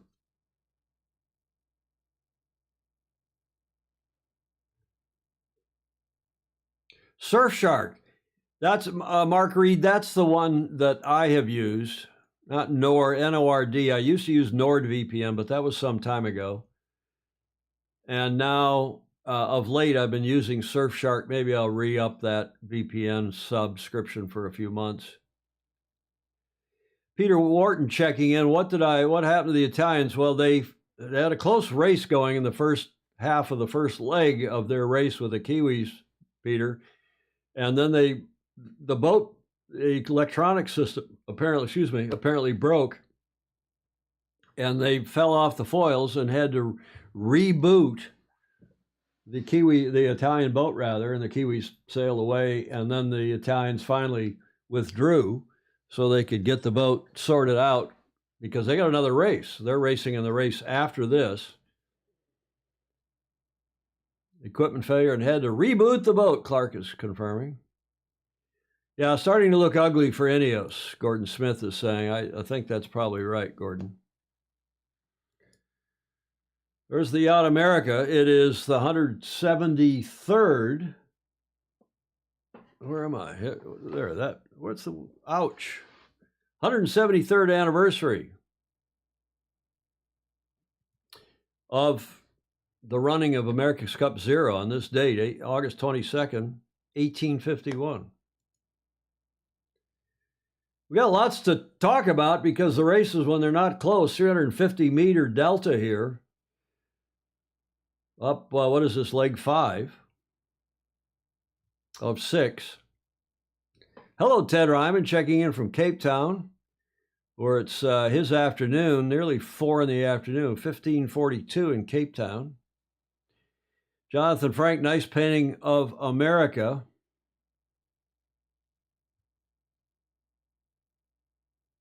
Hello, Brian Prince. YouTube is a bummer. Well, you got to have a VPN to watch it here in the States. Started to look ugly when they designed their foils. Mark Reed is talking about the Brits, presumably. Here the Americans are through the top gate.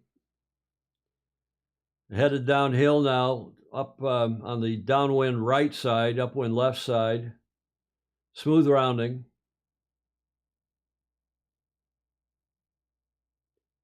See what the delta is. Still under 50 knots of boat speed. Brits presumably will go around the upwind right end of the gate. You can see them heading in. The delta is 31 seconds.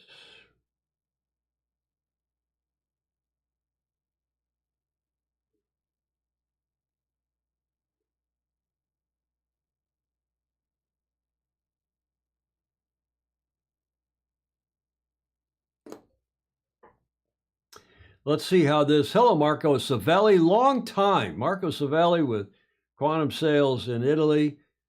Long time friend. We did a campaign together. Good friend.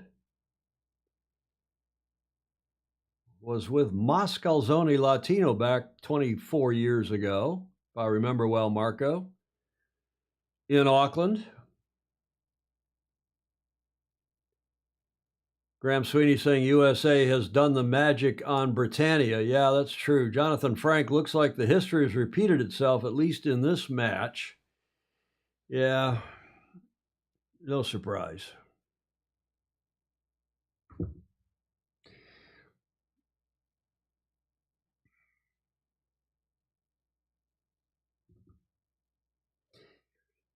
Looking over on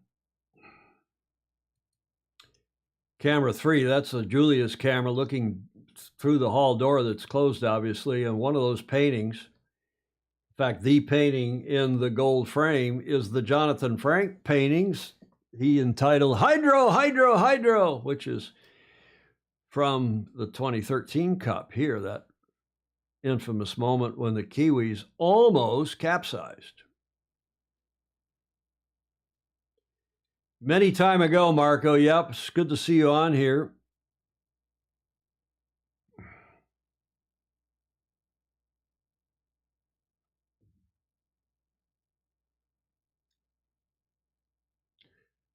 There's Krasmir back on with a comment, replying to Gordon Smith, AM are way faster.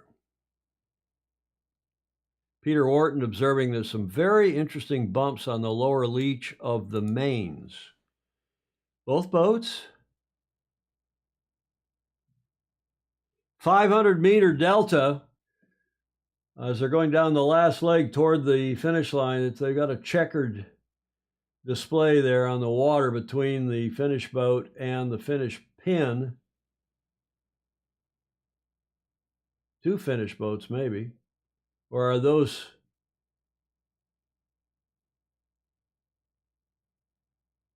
Or are those... What kind of... I thought I saw a picture yesterday that... Yeah, those look like autonomous marks. I thought I saw a photo yesterday from Gilles Martin Raget of all the marks.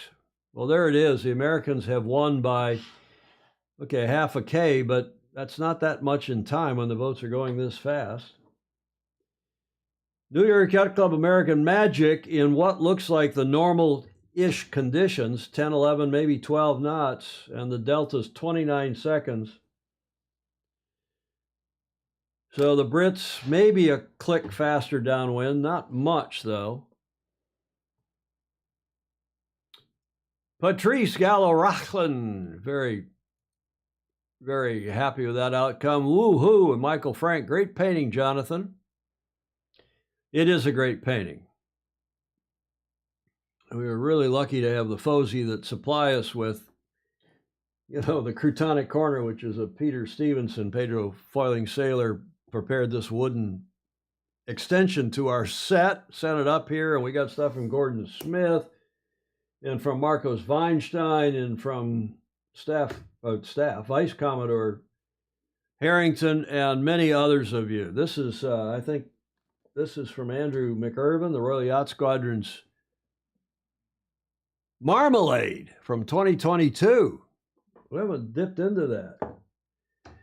Some Vegemite from one of the Aussies. I can't remember who sent that. That may have been from Alistair Murray, or that may have also been from Pedro Foiling Sailor. I don't remember. Here's I use the expression Bravo Zulu all the time, and somebody in Europe sent us this Bravo Zulu Pilsner. The Plop candy, I think that was a Gordon Smith. And then we got the, as I said, the painting over here by Jonathan Frank. And all around the studio here, if I go back out to our normal shot here in the studio,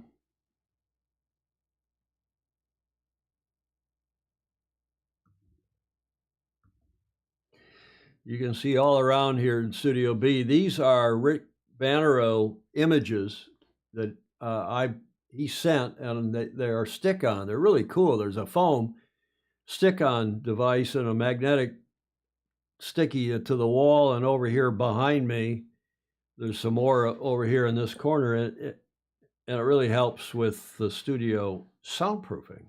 What's Tommy Slingsby saying?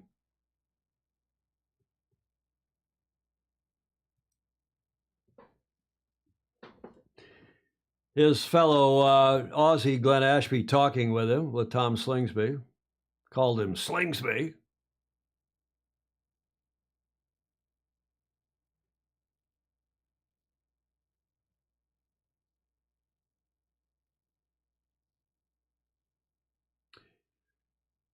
Talking about crashing down yesterday during the practice race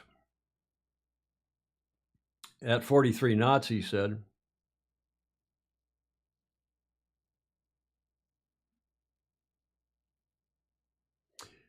Well, Vice Commodore Harrington, I think she had to leave to go to a meeting, but if she's watching, and I'm sure the gang at Oak Cliff, Don Riley and co., because they've got some Oak Cliff grads here helping the New York Yacht Club American Magic on the short team, I believe. Maybe if not on the A team, maybe on the B team, sailing. So the Americans win by what? 29 seconds, I think was the delta. Half a kilometer, 500 plus. Here's what there's Don Riley, Chris Holman, Chase 2 driver from Oak Cliff. There's Ben talking.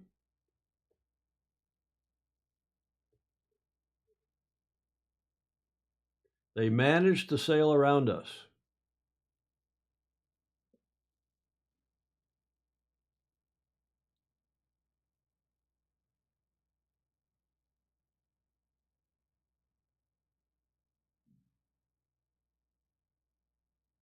Calling perfect conditions. Saying that Dylan Fletcher, the current Moth World Champion, is a class act. Enjoying sailing with him.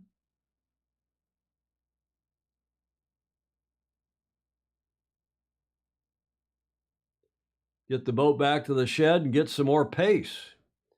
The Brits always suffer from not being able to change. Peter Wharton, the next start should be inside of 10 minutes. They've been doing them, other than the delay after the Italians withdrew, been pretty quick. So I expect they're doing a replay of the Americans at the first gate. Yeah, what a job Don Riley and the gang at Oak Cliff are doing, not only in the racing and the clinics and all the other stuff they're doing, but teaching people to lead in our sport, teaching people to be professionals in our sport. And they have Chris Holman, who is a grad and alum of Oak Cliff, is the Chase 2 driver for New York Yacht Club's American Magic. And Sean O'Halloran, she says, is the 40, is the boat captain on the 40-footer. Dan Flanagan is a member of the design team. All alums with an S? I don't know about that. Alums of Oak Cliff Sailing in Oyster Bay, New York. Bravo Zulu to all of you there, and especially Dawn. Fellow Michigander. We didn't quite grow up together. She's a few years younger than I, but famously good sailor from St. Clair Shores, north of Detroit. Went to Michigan State. Yachtswoman of the Year, offshore racer and match racer, and America's Cup. The first woman to lead an America's Cup team, the GM for her team, America True, down in Auckland. In what year was that, Dawn?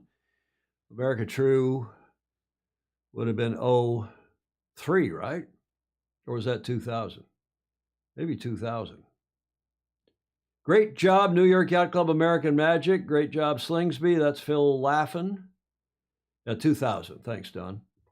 Graham Sweeney. Okay, so where now with Britannia find their, where will Britannia find their lacking pace? Have they built another pig? Surely not. Graham, who's a Brit living in Scotland. Maybe we can get Dawn on here via Zoom to do some commentary with us. If we're going to continue to do this, let us know. Do you think we should continue to do this? The plan is to do this every morning at 0500. But you tell us. I'm going to zoom in camera 2 here to what I call the master control room. I could put Dawn on, or any of you on, and by Zoom, maybe we can get John Sangmeister on. Jonathan Frank saying, yes, please continue. Please continue. Ted Ryman, those American honeycombs sure work. It's the Fozy in the comments that make this special, make this so much fun. Graham Sweeney, John Spangos, lipstick on a pig for the Brits. I hope not. For 2 reasons. I hope not. I hope the Brits are competitive. Excuse me. Because we really want to see all of the challengers competitive so that they have good close racing throughout the Louis Vuitton Cup, through the Challenger Selection Series, to help get one of them good enough to beat the defender. I really don't want to see the Kiwis win this. I know Julie Aarons is cheering for them, and several others of you no doubt are as well. I'm just afraid they're going to take the next event to Jeddah rather than going back to New Zealand, although Julie Aarons, our Fozy in Cleveland, assures me it's going back to New Zealand if the Kiwis win. When the Kiwis win, she says.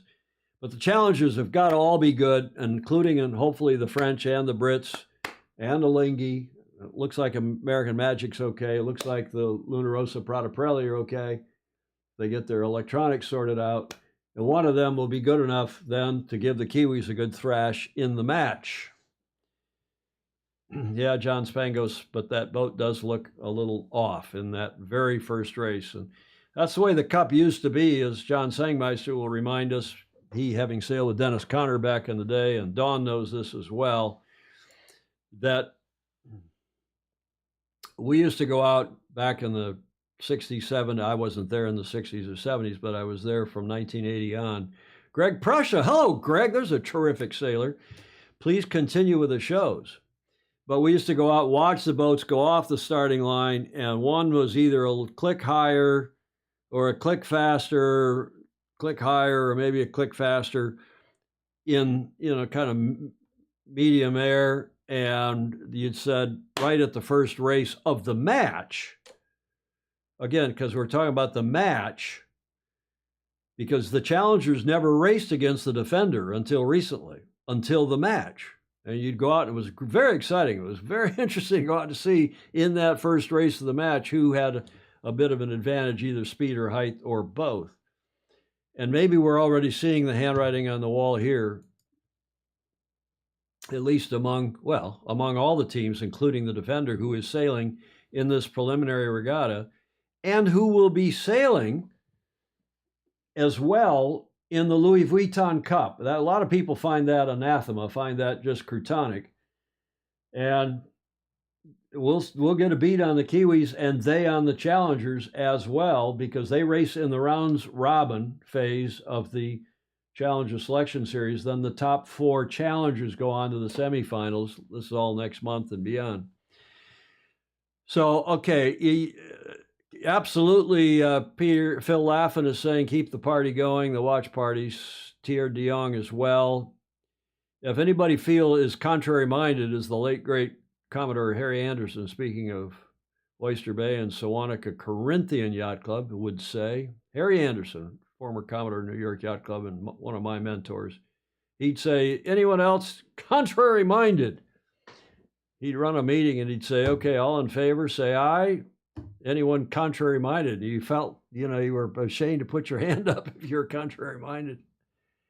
Okay, 1:40 to go. Let's get back to watching the racing, as we've got the second race now of the day. Where's my slide here?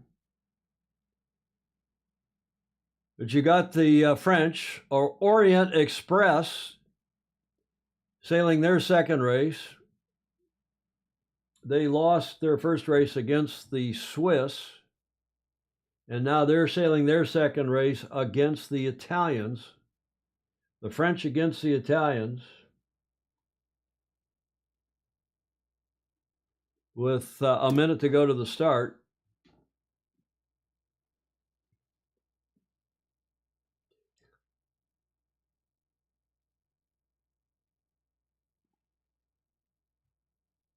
Shirley Robertson is great. Glenn Ashby is fabulous. And what a breath of fresh air as a commentary team. Excuse me for scratching in my nose and sniffing here. Less than 30 seconds now. The French are over outside the boundary, it looks like. What the hell? 2 penalties, I think I just heard Richard Slater say. Give me a break. LRPP, hopefully they don't have another electronics problem as they approach the start with 6 seconds, 5 seconds. And the other boat not in the TV shot. Here French come in just from the left of your screen, or they were coming. There they are. Way late to the start. Bloody hell. Dipping the line. And they've got some penalties to fulfill. They got to slow down. Penalties are clear, Richard. I heard Richard Slater say. I did a few cups with him. He's a superb rules advisor for us with BMW Oracle Racing. And the Italians already some 200 meters rather in the lead as the Italians going upwind left and the French going upwind right.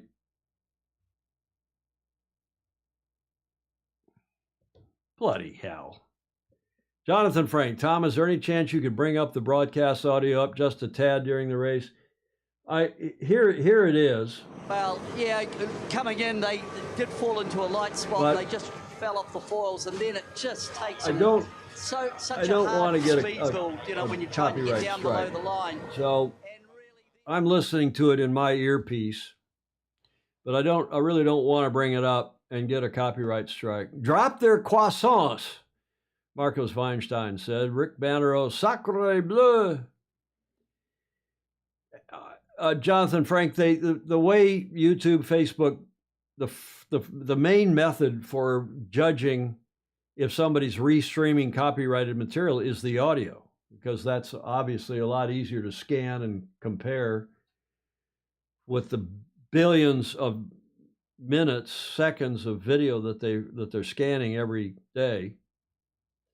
Gordon Smith saying, let us see how the lead grows. This might tell us a lot about ETNZ, given how close the Italians were, at least in the early stage of that race. Monica Diaz, hello, Monica in Spain, saying this is boring.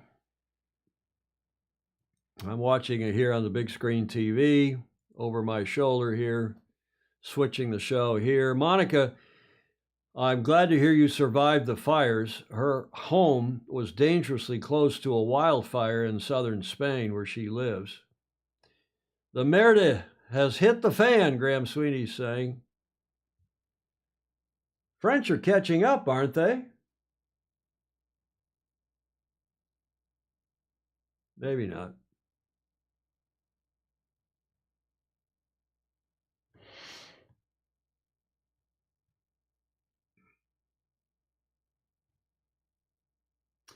See, Glenn Ashby's commenting, Shirley just said, well, you're working the French. He was seconded to the French by the Kiwis, who gave them a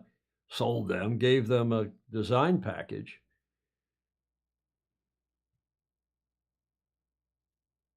And Glenn Ashby to help.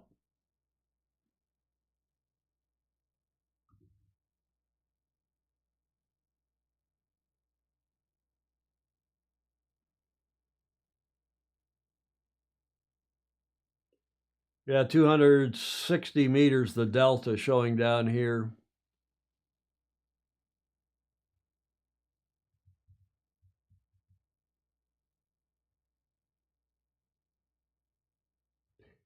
At least there's enough wind for them to foil, Ted Ryman is saying.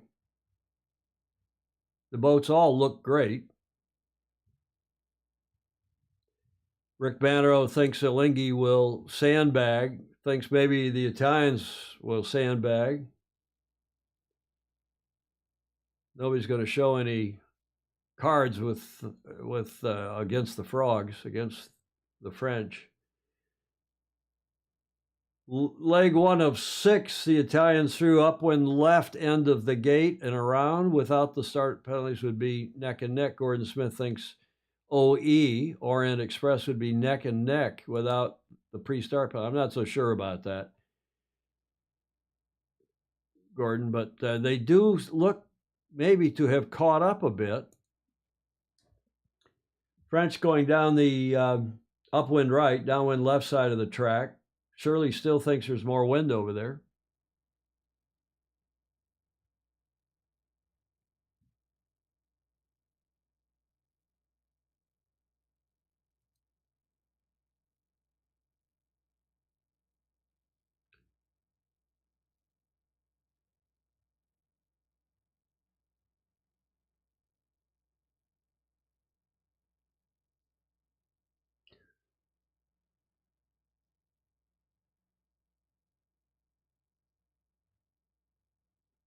Glenn's saying there's actually more wind on the downwind right side where the Italians are.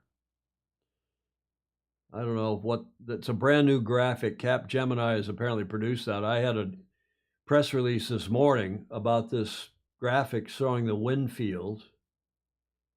as the Italians easily cross ahead. 400 meters, so they've gained. They've gained a lot.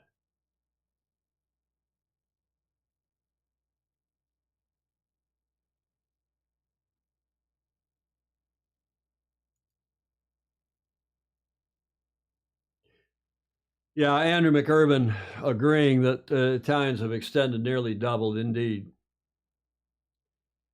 I just don't see the French are a day late and a dollar short. They've had very little time on the water. I mean, like a fifth, a tenth, something relatively small. SSL, Star Sailors League, John Sangmacher says, was more fun to watch. Now, this is not so interesting now. In fact, of all these races today, really none have been interesting. Maybe the Americans and the Brits, at least neither of them had a problem. The Italians retired, remember, in the second race after an electrical problem, a systems problem.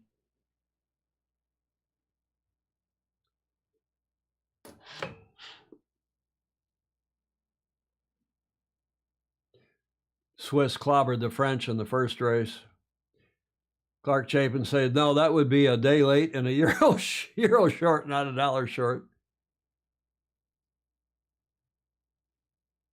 Yeah, at least the Swiss today have sailed more than 20 minutes with their mast. Of course, it's their old mast.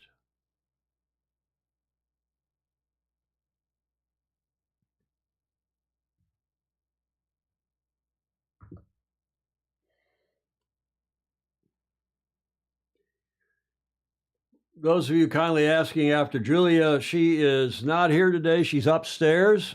Probably won't be joining us.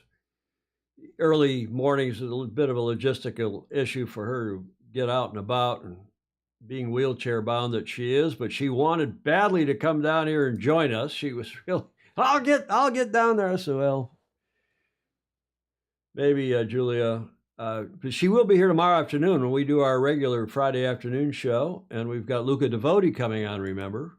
Luca Devoti joining us live for tomorrow's show, our regular 1300 show. And about the same delta, 21 seconds is the delta now. It was 20 seconds at the top mark, 21 now. As the Italians lead by, give or take, 250 meters. La Crouton, Jonathan Frank is saying, and maybe that's what we should rename the French, or in express racing. I think they'll get better quickly. Quentin Delapierre and Kevin Pepinay from that famously good French sailing family, the Terry Pepinay and co, the Olympic medalists in the 470 class. They're two really good sailors, great sailors on that French team, great sailing nation, as you all know.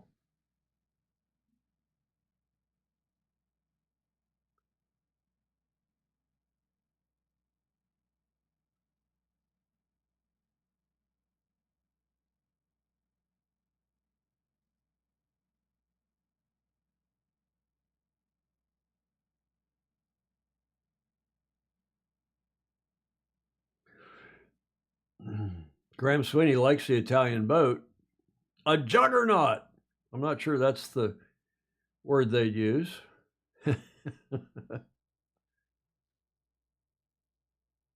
There's Julia. She is keeping an eye on us all. That's her in the comments as Sailing Illustrated. I hope your technology is working better than the Italians' technology worked, Julia, in that second race, but it seems like it's all good.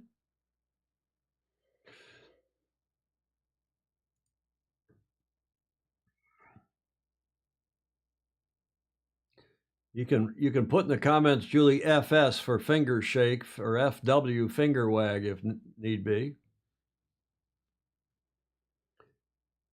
Oh, I thought ESPN 3.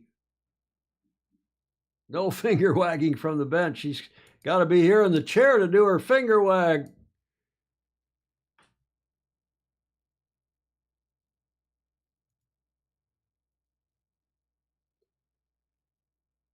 Italians extending a touch here, up to 400 meters. They're talking to Philippe Presti now on the head coach.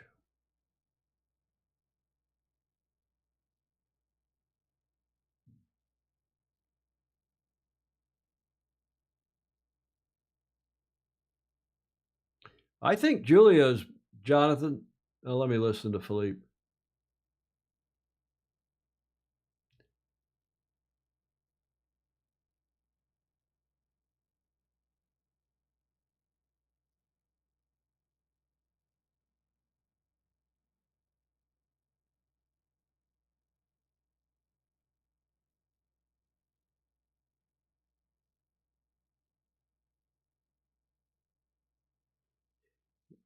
Glenn asked him what that was all about, and the electrical problem, and he said, "Oh well, that's not my competence. Just the whole boat shut down. They rebooted. It sounds like they rebooted." Rick Bannerow, yeah, saying, zzz. I think Julia's been up since the get-go. She was planning. In fact, I saw her online texting earlier this morning, 3:30, 4 a.m. our time. I think she's been watching all along.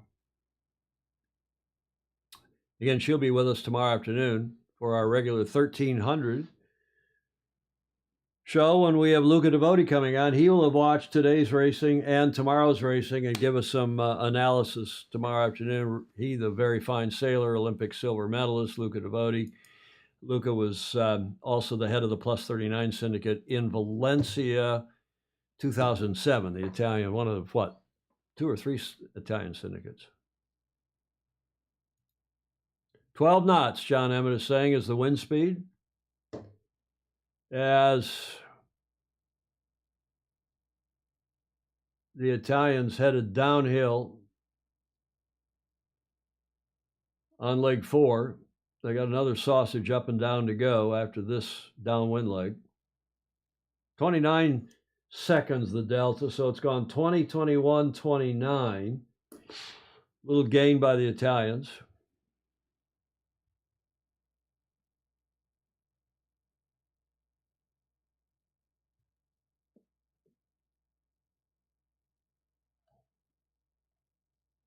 I don't have my Sailing Illustrated coffee mug this morning. It's in the dishwasher from Tuesday's show.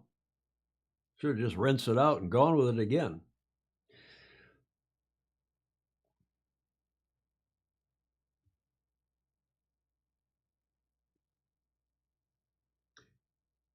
Peter Lester out on the water saying the French touched down, had a problem through that last jibe. Is that a replay or is that live?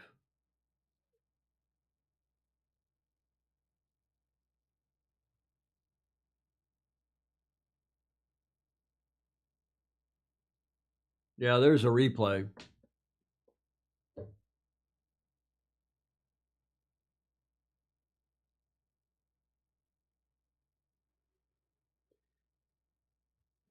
Glenn thinking that the dagger board got back down in the water inadvertently, or maybe it was either a mistake pushing buttons or a mistake with the electronics.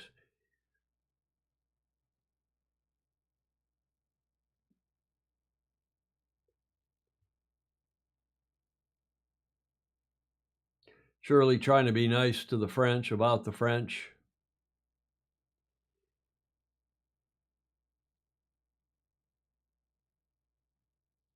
More than a kilometer lead now, 1,100 meters, 1,150.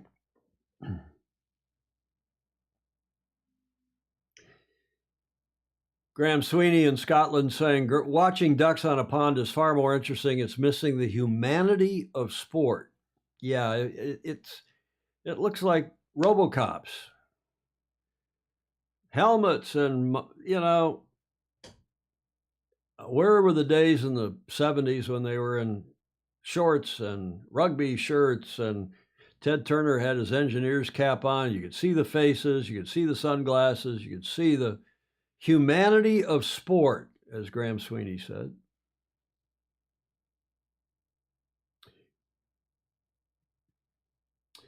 Rick Bannerow's got a champagne and OJ. He's got a mimosa ready to go. Cava and OJ. He just needs to hear the U.S. Sailing cue. The U.S. Sailing, the CEO's got to go, Rick. He's got to go. Have a drink.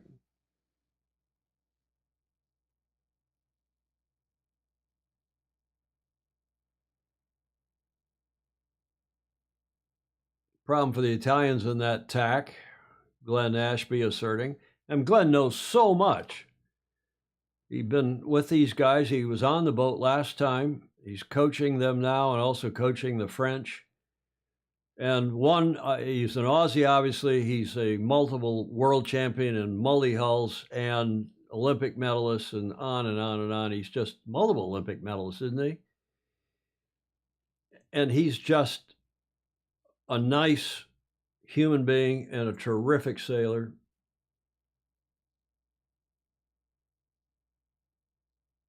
As the French come into the bottom gate, 2 legs to go, their delta now a minute 12. So it went from 20 to 21 to 20, that is the delta, to 29 to now a minute 12 at the bottom gate.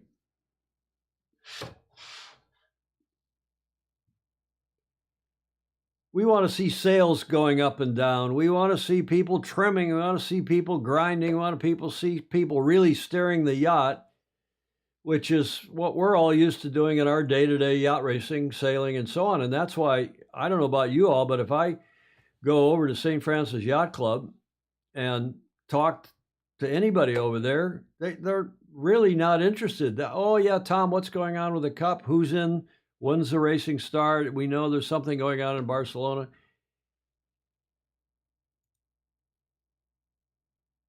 I'm just listening to the race committee. But people in general just are not that interested, not that fussed. And the race committee moving the downwind, the finish line, to square up that final leg for LRPP for the Italians. Gordon Smith, I'm glad I'm not so old and starved of new experiences that I spend all my time saying how things used to be so much better. Yeah, Gordon, you can accuse us of that. But we also, when things are better, we are also quite fond of saying, wow, that's a big improvement. Like the video, like the commentary. But Gordon Smith is a very progressive gentleman, politically and otherwise, I think.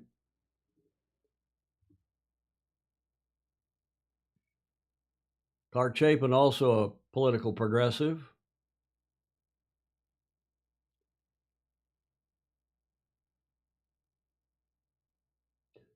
As the, the Italians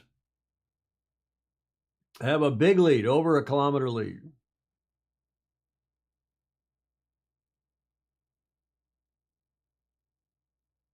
Gray hair shows wisdom.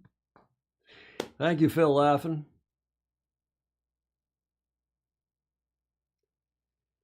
On leg 5 of 6, LRPP headed to the gate. It's yacht racing, not sailing. This is yacht racing. These are yachts. That much they're boats, they're weird. The venue is weird, should be Auckland, in my never so humble opinion. But they're quick and they're cool looking.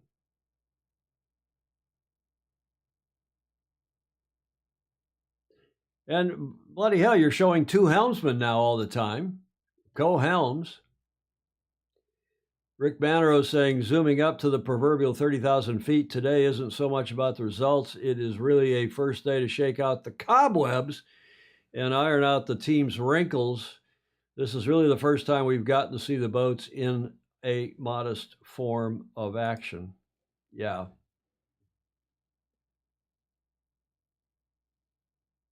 Fog machine here in San Francisco is going back to sleep at 7:20 in the morning.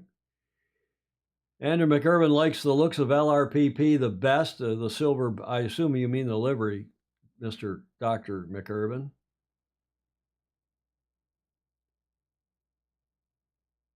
The silver livery, a red trim. the yellow Pirelli branding.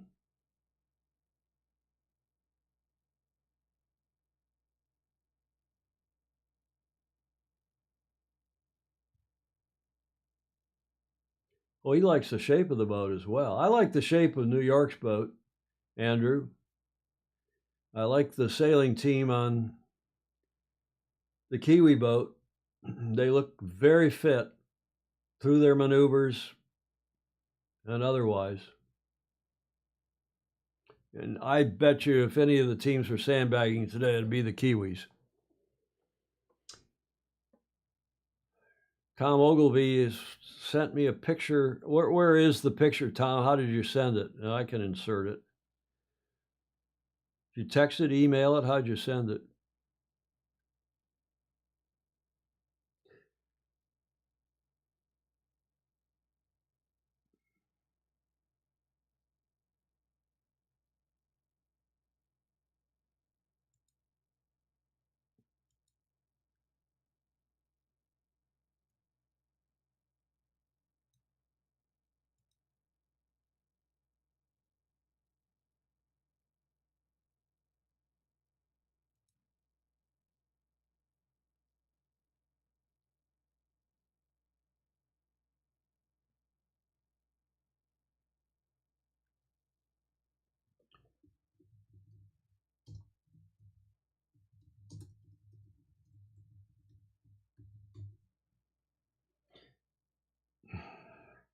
I'm just, those of you here in the U.S. that are interested in the politics of U.S. sailing, we're hearing from a highly reliable source that the nominating committee just put forward Henry Brower and Fred Hagedorn as two presidential options, apparently to have them run head to head. Fred Hagedorn, who's we know for many, many years, Henry, whom I grew up sailing against, really. Henry Brower and Fred Hagedorn. We thought that Tom Stark was also going to be a candidate, but apparently not, at least from the nominating committee.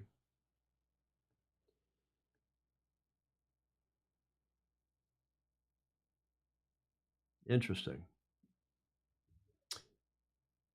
Henry Brower and Fred Hagedorn as presidential candidates for U.S. sailing here in the U.S. Here comes LRPP to finish. So they lost. That is, LRPP lost to ETNZ. But they picked up a point here. So now the Kiwis, the Italians, and the Swiss are on one win along with the Americans. The Brits have 0 points, and the French, after 2 races, also have 0 points. 1, 1, 1, 1. Yeah, that's it. So 4 boats with 1 point. You can see my Crutonic notes here. How's that for an instant graphic? Kiwis, Italians, Swiss and USA on 1 point as the autofocus kicks in here on camera 1. And the French and the Brits on 0 points. You want to do this again tomorrow? Seemed like most of you did. Nobody said don't do it. Mark Michelson, thank you very much for giving us a real-time wind in the area. Mark, our weather guru.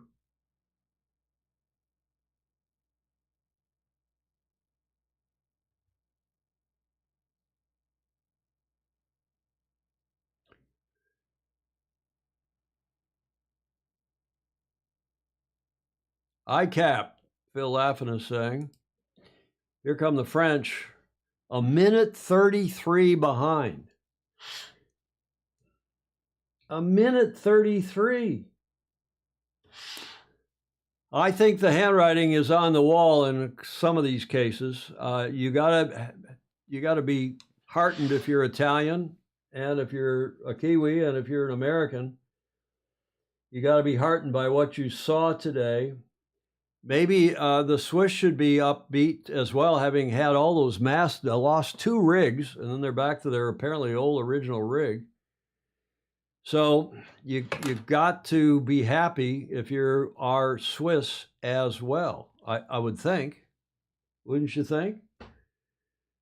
Although I think you'd be happier if you were the Americans or the Italians or the Kiwis. So that's that makes my predictions pre-regatta look pretty good.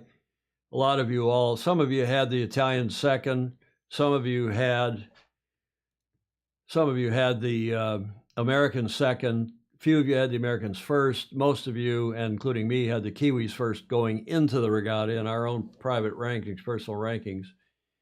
But it ain't over, Graham Sweeney says, until the obese orca sings. Well, that's true. And we will do this again tomorrow by popular demand. That's what you all think we should do. And here are the 4 sailors that were in the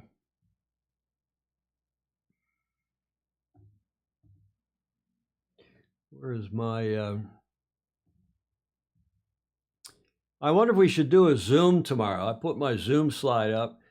I will put a Zoom up on this computer, and there is the code. If you all want to sign in via Zoom, any of you, and if none of you does, that's fine too. It's easier for me to read the comments, frankly, than to be switching to you live on Zoom. But if anybody wants to come on via Zoom, Dawn Riley, you in particular, would be great to have on via Zoom. And that would give us an expert in Dawn commentating with us. John Sangmeister, you might want to come on. Anybody else? John Emmett might want to come on. The Zoom, my meeting ID is 267-220-6570, and the passcode is 1851 for the year of the first America's Cup. We'll start at 0500 Pacific, James, like we did today. We'll go live every day with these watch parties at 0500 Pacific, 0800 on the East Coast. That's 1200 UTC. It's 2200 in Barcelona. Graham Sweeney says, I'm compelled to watch it even though I know we've had better. Okay, we'll do a Zoom if anybody wants to come on. Yeah, I went to bed at 9:30 last night, slept for 4.5 hours or so. That's fine. That's plenty of sleep for me. And we'll do it again tomorrow as we are well and truly to the finish line. Thanks to all of you who joined. David Price, catch you tomorrow from Oz. Pricey and his family. I saw Christiana. Julie would, of course, say, even though this is not one of our official shows, we're still streaming it live to our normal channels, YouTube and Facebook. Not 2200 in Spain. What did I say? It's 1200 UTC. It's 1400 in Spain. Thank you, John Spangos. And comments are welcome, even a reply. We, again, thank our FOSI who keep us on the air with a contribution via Patreon. Become a patron via patreon.com/join/Sailing Illustrated. Appreciate it very much. Tomorrow's racing, it's day 2, and the match race is the first race right off the bat at 0500 our time is the Americans against the Swiss, USA against SUI, then the Brits against the Kiwis, then the Americans have their 2-race day tomorrow. They're racing the Italians in their second race, race 7 of the series, and then finally the Swiss against the Brits tomorrow. So we got the Americans and the Italians. That should be interesting. With the Americans, actually, Americans against the Swiss should be interesting as well. That's tomorrow. Another watch party on Friday, and we'll do it again Saturday and Sunday. Again, 1400 CET and so on. Will there be a replay? Yes, these races are all, this stuff is our normal video on demand. You can watch on demand, watch a replay on either YouTube or Facebook. I'm streaming to all 3 of our normal channels. Tomorrow, we have Luca Devoti joining us live for our regular 1300 show, 1300 PDT, 2000 UTC, for our 1 o'clock show, Friday afternoon, the 23rd. And Luca will have watched both these races. We'll do a little recap of the Olympics with his expertise, Olympic silver medals that he was in 2000 in Sydney. And then we'll also have his opinion on the boats that he has seen, he being he's famously smart. He's very, very good as a yacht designer, as a sailor, and as a syndicate head. He was the plus 39 America's Cup syndicate head in 2007 in Valencia. Hi, Christy Erickson Pryor. I'm watching it live via ESPN Plus. ESPN Plus is here in the States, is the live stream. It costs $11, costs $10.99 per month to sign up. And that's, we're watching it here. In other countries, it's free. Christy, if you also have a VPN, you can sign into YouTube in one of the other countries if you've got a VPN, because it's live on YouTube in most other countries. But as Phil Laffin is confirming, it's here on ESPN Plus here in the States. Okay, so that's it for us. We'll see you tomorrow, hopefully at 0500, and then again for our regular show at 1300, 2 shows tomorrow. Then we'll do another watch party Saturday morning and another watch party Sunday morning at 0500 here in Studio B here at the Beach Street Yacht Club. Thank you for joining us, and have a great rest of your day until tomorrow morning. We'll see you then, and see you and or tomorrow afternoon for our regular show. In the meantime, we'll see you on Friday. Sail fast, sail safe, and have fun. Ciao for now.